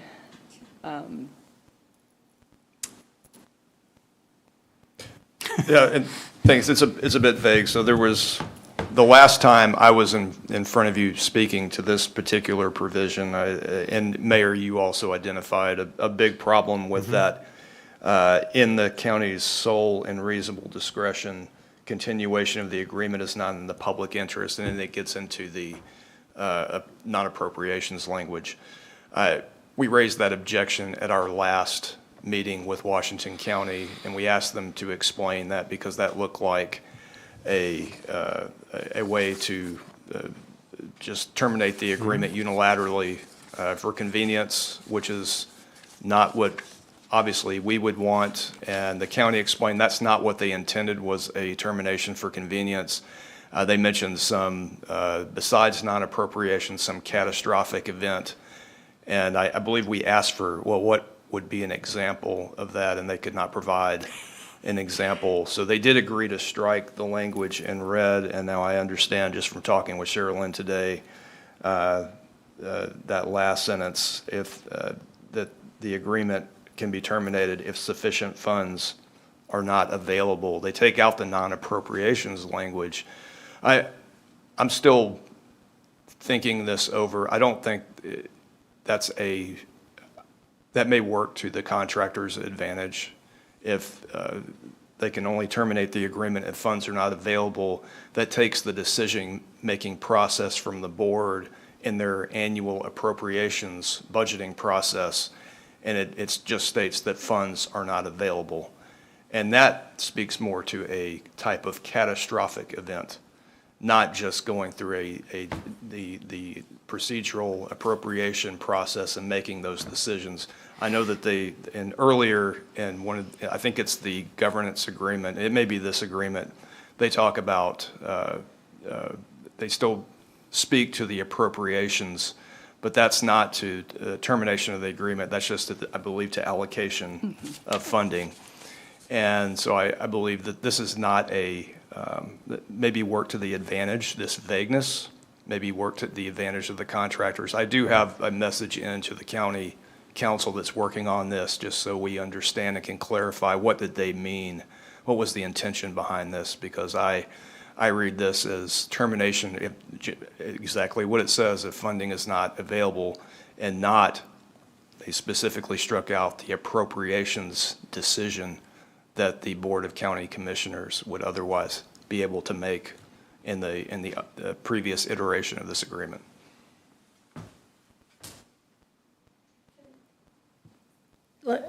Do we have 60 days written notice if we don't have funding? Or how do the members, what's the process for the members if they wanted to terminate their agreement? Yeah, That's in there. That's in 18.2. Yes, 60-day notice to the So county. it's the same? If we wanted to terminate, yeah. Okay. I'm just wondering what sufficient funds means, because the commissioners have, beyond the levy amount, they have all the power to decide what amount of the general fund. It doesn't even say general fund, though. No, I'm just saying, yeah, I mean, what does sufficient funds mean? That's kind of vague. It is very vague. We appreciate you looking for a definition on that, Attorney. I'm not sure we do want a definition, because like sufficient funds is super broad, and like, so like if sufficient funds aren't available, I mean, they've got funds for something, right? No, we're talking general funds. Oh, general funds. All the funds. I get it. No, I'm confused now. It's just, You're talking general, but I'm saying, what's sufficient funds? Is that just from the general fund, then they can terminate this whole notice? nobody knows. It's so vague. It is vague. I understand what you're saying, Council President. This could be interpreted as maybe there's not sufficient levy funds, but that doesn't make sense because the levy has passed. Yeah.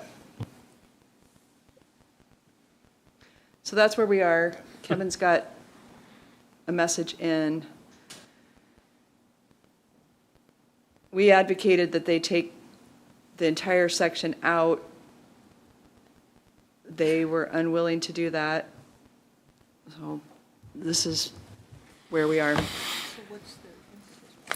Can I ask a quick question? Sorry, this is Counselor Hillier. Back to Kevin's statement, and I think yours also, Sherilyn. Do you believe this puts us in a stronger position should they terminate, just because the term is so broad, it puts us in a position of advantage? Is that what you're saying? Or are you saying it puts us in a position of disadvantage to potentially, seek reparation from them?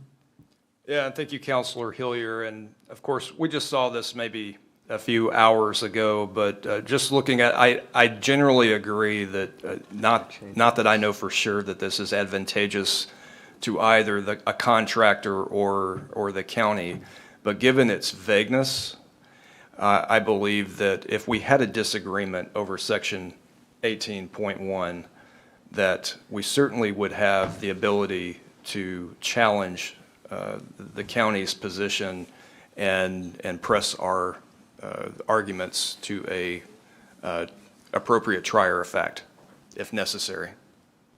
Thank you. That's what I thought I heard. Thank you. That is basically, there's just minor stuff for the rest of it. The indemnification and hold harmless was consistent. That gets us to the signature pages. And then the appendixes, there's a map at the end, the service boundary methodology, which we've talked a little bit about in April. This sets the funding for year one, the base funding. The allocation methodology is all laid out, how we got there. The insurance requirements for the three nonprofits, which doesn't have anything to do with us. And then finally, the map that, that shows, dear God, I'm sorry. No, got it. Shows Tualatin service area. So with that, happy to convey anything further. We do plan on having the final version in front of you June 22nd. That was my question. When do the commissioners vote on this thing? It doesn't change anymore. They did today. So it's locked now. Because again, as you and I mentioned, there are a lot of cities who don't think they're going to be able to get this done in time. Because they've, basically gave us a month, and most city councils only meet twice a month, so. Your Honor, it may force some of these contractors to hold special meetings. Or city, county must. And as mentioned, as Commissioner Willie said, some cities might get a little bit of grace and they extend the existing IGA, while these cities get their, the ability to analyze this and vote on it. So I appreciate, as long as that's what they agreed to, and it wasn't just Commissioner Willie's position that specifically Cornelius would have an extra 2 months. But hopefully, would apply to other cities in the event they don't have time to get this done by the end of June. So we got an update from the county that said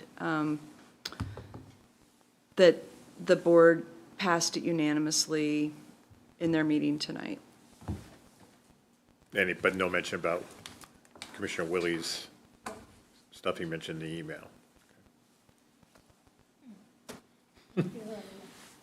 So it passed, sorry. So it passed without any, these recommendations are already there. Okay, great. The Board of County Commissioners unanimously approved the IGAs and authorized staff to move forward with the signature process.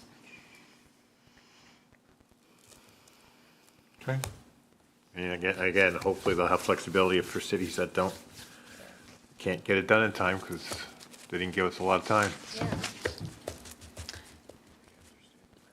So when the MOI is finalized, will you be, or MOU, I'm sorry. Sorry.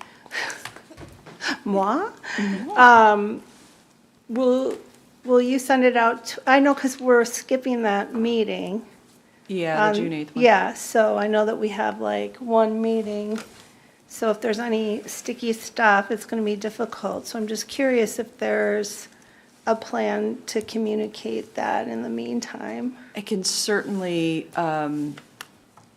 keep you in the loop on that. I understand that those aren't tied, that they're not planning on having that MOU finalized by July 1st. The goal would be by the end of July or the first, or in August, but having the negotiations in place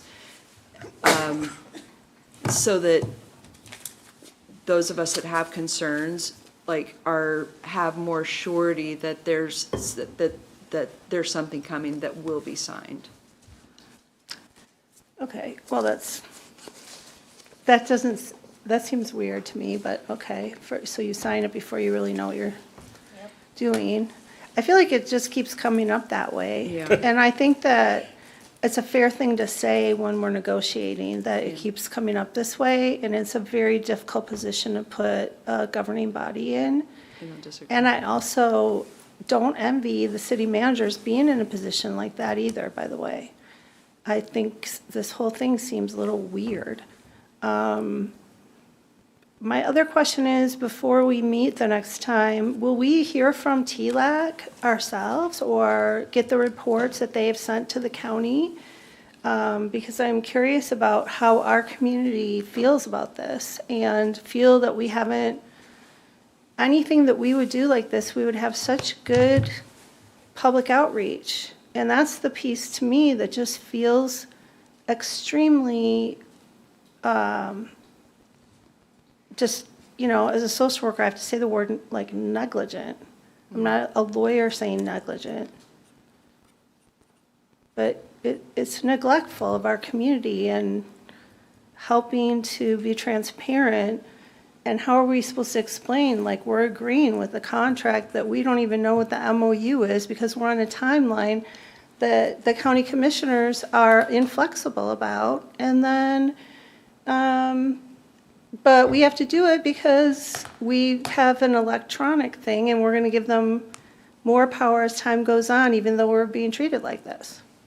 You know, so that to me is just a very challenging thing. And I also have trouble with, there's nothing in this that talks about a need for community engagement in when changes are made and when decisions are made. I think city managers are invested in that, and I would encourage the city managers that are on this to really show up for that conversation, because that just does not feel right to me. I mean, we are a government body and we're a democracy, and the community has a right to know.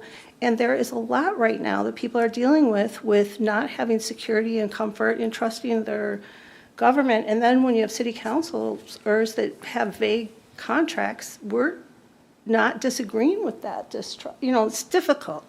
And we want to be good partners and have solid relationships and be able to explain them clearly to our constituents. Absolutely agreed. And we are keeping TLAC having communications with them at their meetings. Conflating the IGAs with the centralization process, I mean, it gets confusing, right? But I do not disagree that community engagement about the centralization process is super important, and advocating for involving our community in that process is our commitment.